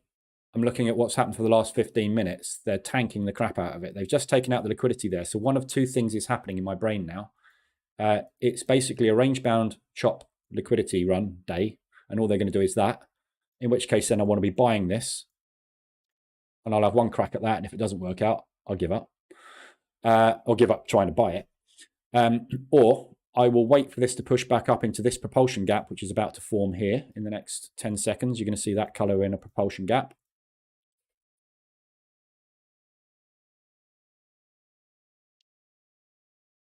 No, you won't, because that candle's shorter than that one. But there is a propulsion move, obviously, there. So I would wait for it to come up to there to sell it. Stick a fib on it if you want to, however you want to get in. But you want to be going short at the moment, because that's what the market's doing. When this goes into an accumulation down here and we run out of sellers, that's when I might look for a range breakout to the upside and play it up to there, and then I can short it again up there. If I see price action evidence, you've got to have evidence with everything on 5-minute charts, scalping, and that's why I made the Price Action Toolkit. So I've got another EA that I built called the Price Action Toolkit. Oops. And all this does, all Pat does is draw price action on your chart and allow you to trade it with buttons. Yeah, so you can, it draws candlestick patterns, and it's auto trading as well. It will trade them, but that's an IRB, which is called an inventory retracement bar. So that's when it breaks that inventory retracement bar, you go short. Yeah, so it will draw candlestick chart patterns on there, and I mean, obviously, if you know them, you don't need it, but it's just basically a case of, right, well, there's a bearish pattern just arrived there. There's an opportunity to sell it. This one, if this candle was to close as it is now, there'll be an SC under there, which means it's a strong closed candle, which means it's closing right at the edge of its candle. There's buyers on board, so that's a bullish. So, right, okay, right now in this 5 minutes, I need to be going long. What happens back here is now irrelevant. If these guys are now bullish on it, I'm going to go long, because right here they were bearish. You've got to be so flexible. And this is why people get chopped to death in trying to trade the 5-minute charts, because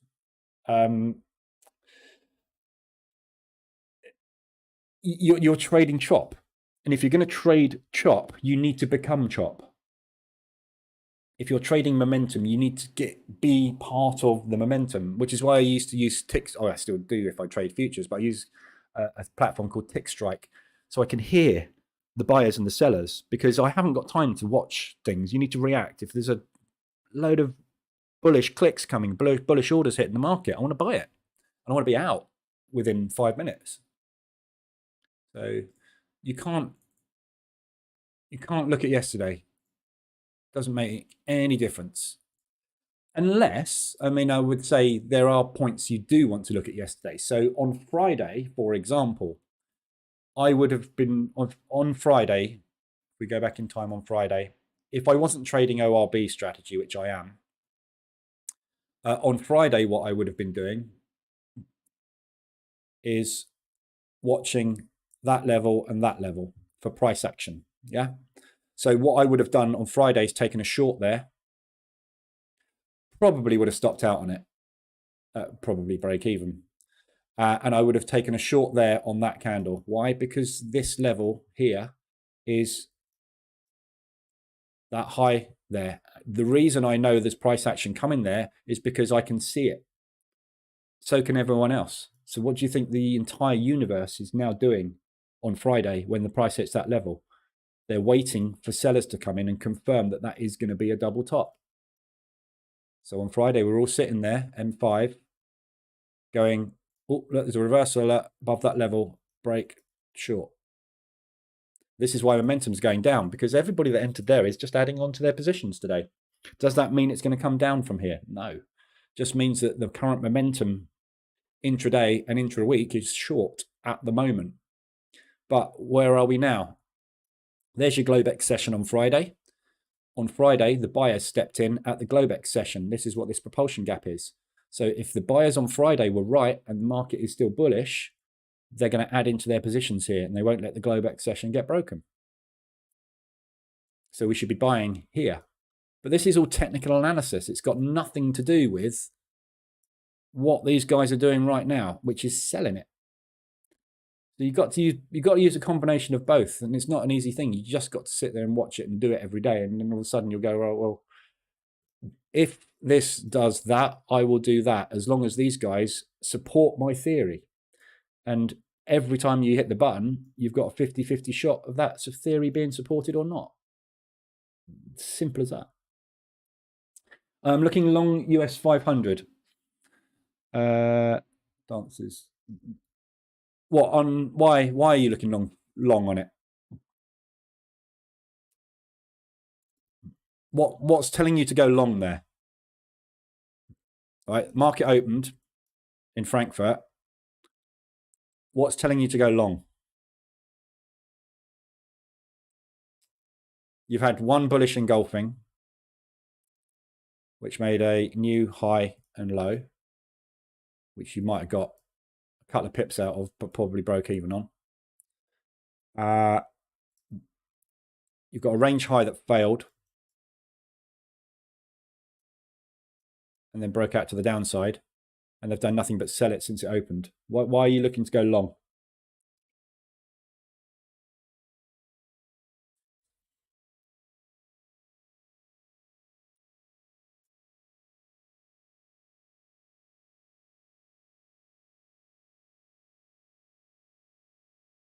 Are you looking long because we've had 2 up days? So we had basically this day, let's draw it in, yeah? So the candlestick on this day looks like that. The candlestick on this day, that's not right, looks like that.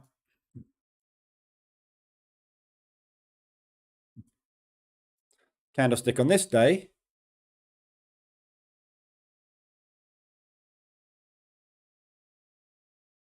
looks like that. So that's bullish, that's bullish, that's bearish. So if you're looking at what's happened in the past, why does that tell you to go long? There's no reason, is there? So I'm out of that second DAX. That's me done for today. 6K.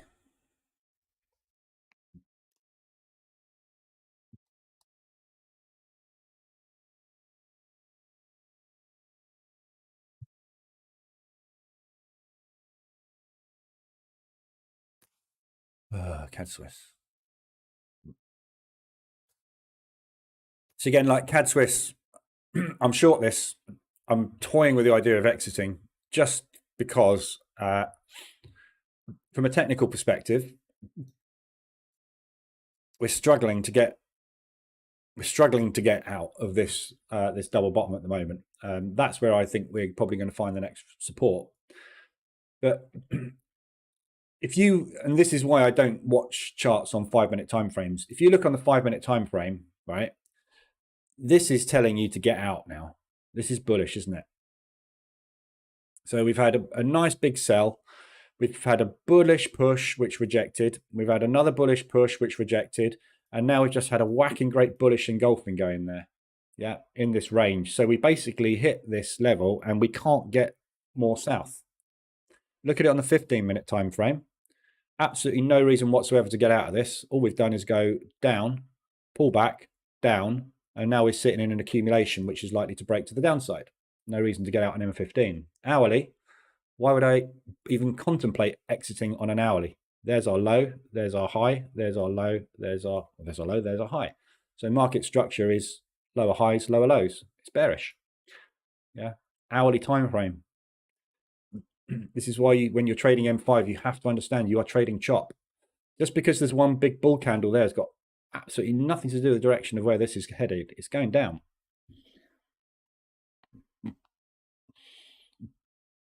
The only thing telling me to get out of this now is that. The fact that I got some money on the table. Is that a reason to take it? No. Just because it's there doesn't mean I should get out, does it? Price hasn't told me to get out of this. Price is telling me we're going down. Market structure reversal on this. Market reversal alert. On Friday, it was short. We made new structure. Well, actually, this morning it was short, but yeah. Structure's broken to the downside. We've pulled back. We've retested. There's your retest arrow. Pushing down.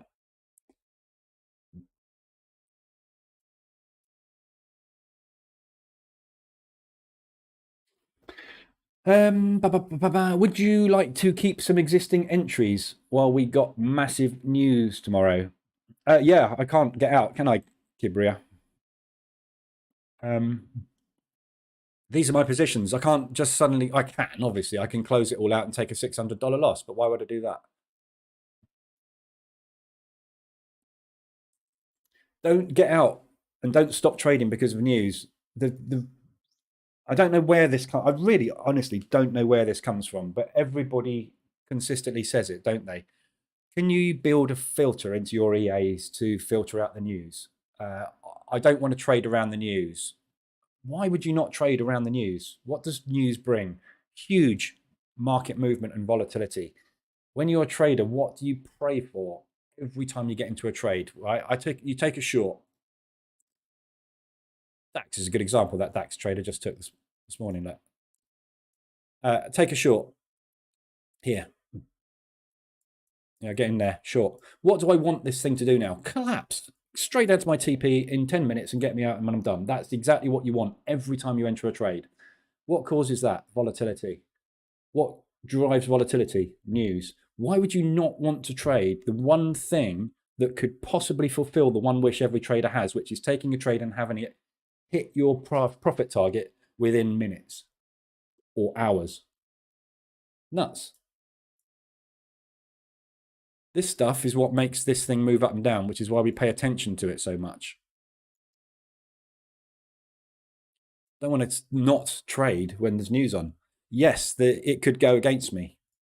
What does that give me? If this suddenly goes into drawdown, what's it give me? An opportunity to get in. Flip your thinking. Don't look at this as a negative. Look at this as risk on the table. You can't make money if you don't have risk. All you do is you wait for it to go green and you put it over here. Yeah. And just make sure it doesn't go too red. If it goes a little bit too red, then close some of it out. But I would never shut positions down. What I do ahead of news, yeah, is so let's say we got news coming up in 8 minutes. We haven't, but if we had, right, and if it was US interest rates or whatever, what I would do now is I would move that, and that here. Yeah, so that's protected. So I've just banked, I don't know, what's that? $4, $5, $6, $7, $8, $900. So just under 1%. I transfer 1% into my profit. Then I will wait for the news to happen and see what happens. There's two outcomes of the news. It either goes against me or with me, depending on which way, obviously, I'm trading. If it goes against me, I'm going to go into bigger drawdown, which means I get an opportunity to add a position on, which means I can scale into the position and wait for the pullback to get out. Tick. Or it goes my way, and instead of looking at these and going, oh, that would have been a 700, that would have been a 500, that would have been a 400, what's actually happening is all of these turn into green. So all I've done is I've banked money and I've banked more money. Those are the two things that can happen around a news event. Yeah. None of that is negative for me, is it? Might be temporarily negative if we're going to drawdown, but then that's what drawdown's there for.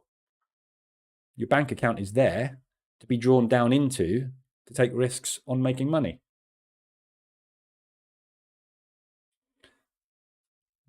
So no, I won't close it out. I'll close it out when I've, again, you know, this is it. It's a discretionary thing, and this is something I teach in the bootcamp. When you bank stuff, it's up to you. Everybody's going to bank it differently. If I give everybody the same strategy, everybody's going to get different results. And everyone says, "Oh, have you got a signal service that gives you, that shows the exact strike rate of?" No, because the 10 people operating with my EA right now are all getting completely different results. Why would I publish something? Does that mean you're going to get that result? No, it doesn't make any difference, does it?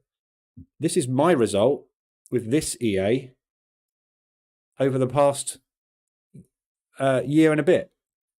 Yeah, it's made 100 and close to 150% now, isn't it?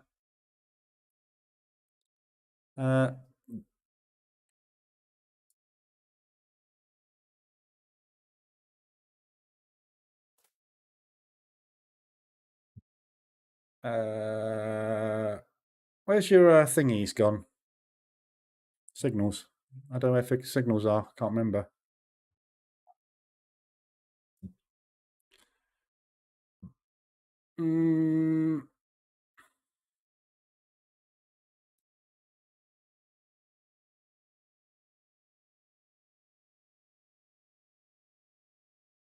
Yeah, 150%. It's brilliant. Look, 3 reviews, 3.5 stars for something that produces 150% in a year. Jesus, can't please anybody, can you? But you would not get that result. You might get 120. You might get 190. You might get 200 or 300.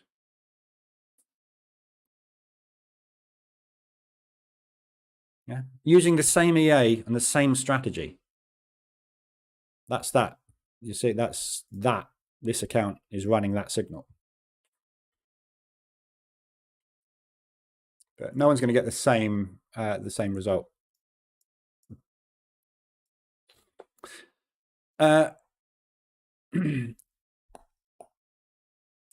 Carlos, looking to short pound odd during the week if it slows down. Pound odd, yeah. Yeah, it's a good short. I like that. I like anything pound short at the moment. I think the pound is very artificially inflated at the moment. So slight negative. Got no cop bias. Retail's the wrong way on it. So, I mean, you could probably get into it now, to be honest. Pushing up at the moment, yeah. So if you look at the hourly RSI, you're about to get an hourly RSI extension. So the dash, not next 5 minutes, but if this continues to push, so we've broken back above resistance. That accumulation within that propulsion there, up at ADR, that would be where I'd get in. If we get an ADR hit to the upside or an RSI extension on the hourly to the upside, it's continuation down on that short. Retail, again, why is this going up today? Look, nothing but going long.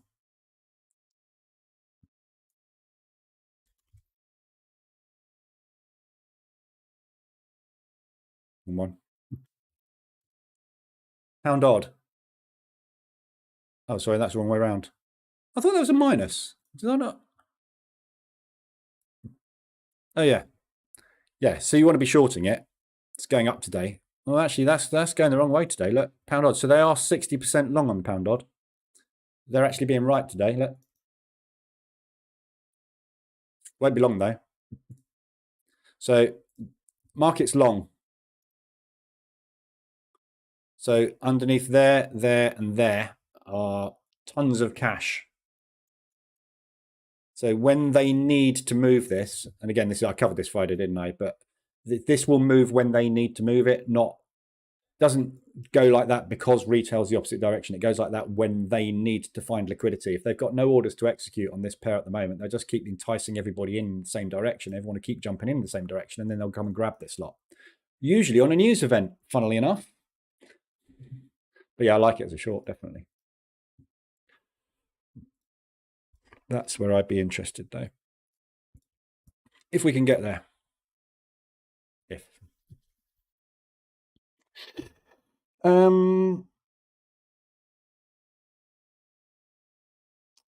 Dances. Oh yeah, sorry, yeah, you were talking about the S&P 500, weren't you? So while you were going long. So key levels Key level rejection, price action in relation to previous daily candle.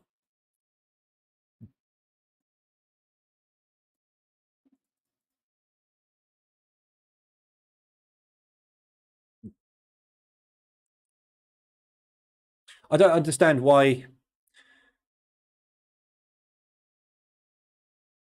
price action in relation to the previous daily candle is a lower high and a lower low, which is bearish. I don't understand how that tells you to go long. Unless you mean this oh, right, you probably mean that, don't you? So on Friday, we had a bull day. Would you not be worried about that? The fact that the buyers completely got slaughtered that day and couldn't push any higher? I don't know. But like I said, I don't trade in multi-day. The only time I ever trade the S&P on a daily chart is when we are in normal market conditions. So I trade the S&P I buy every pullback in the S&P, and I have done for a long time.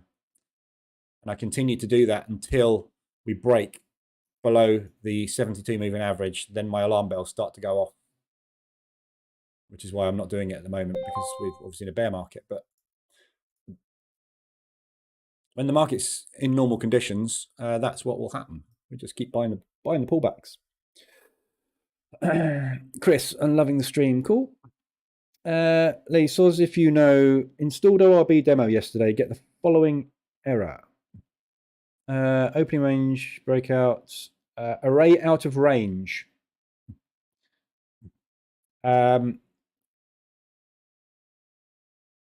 It's a data issue. So in the strategy tester,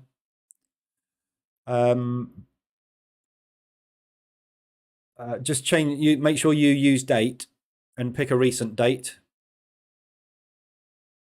So you're probably getting that as soon as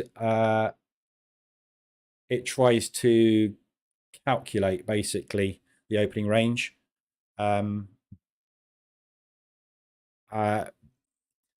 The opening range breakout EA. Just trying to think what that would be from a data perspective.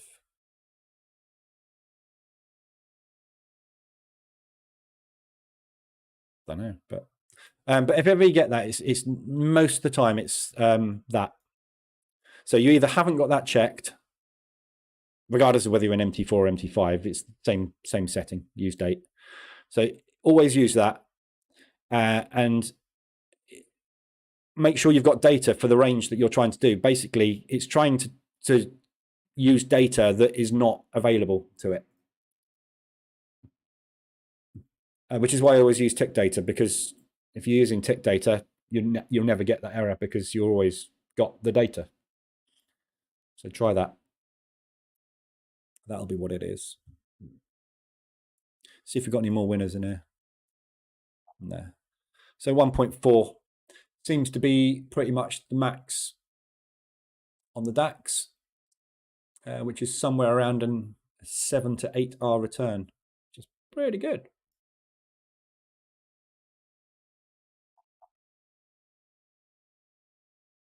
Let that run.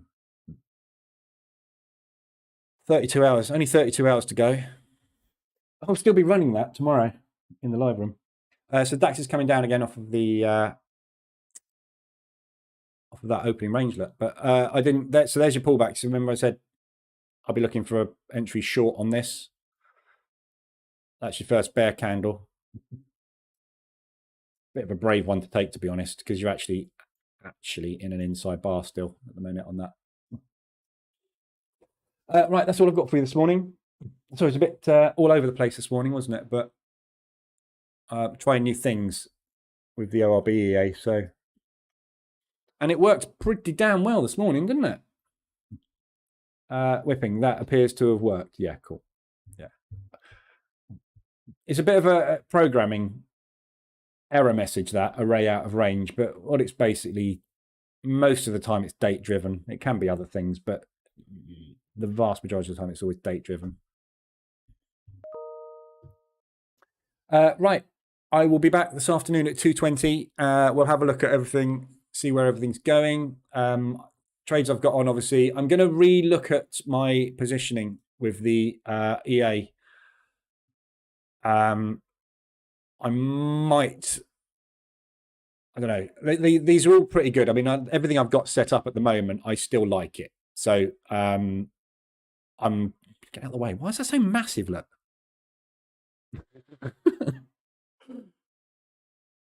I hate this. The VPS now. My other one as well does the same thing, but you've got no control over the display, the DPI now in Windows on these VPSs.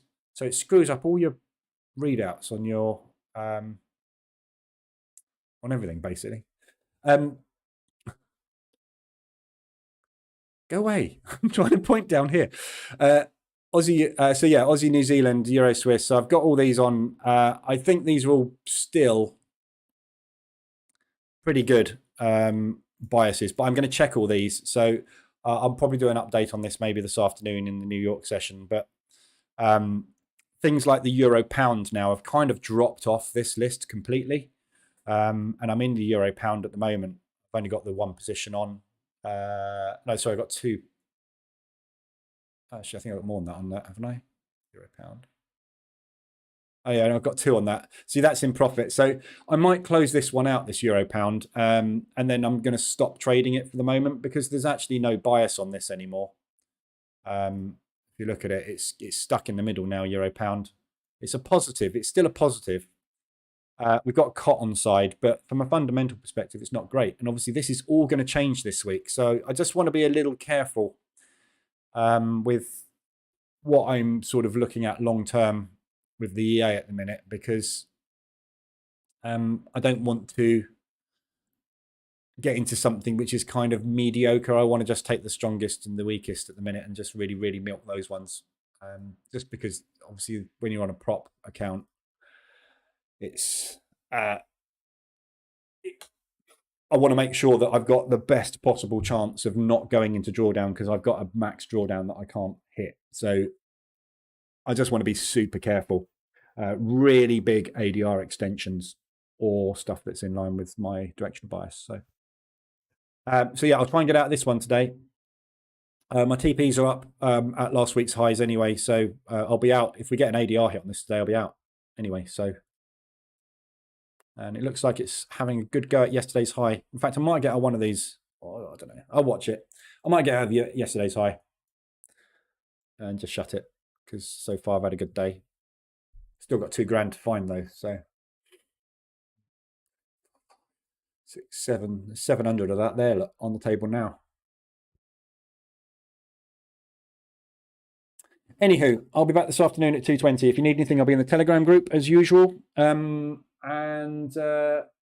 Yeah, we'll see how we get on this afternoon with the NASDAQ.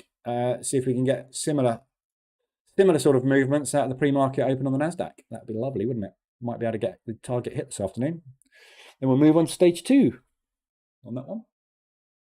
Okay, so have a good morning. I'll be back this afternoon, 2:20 for the New York session, and I'll be in the Telegram group if you need me. Other than that, I'll see you later.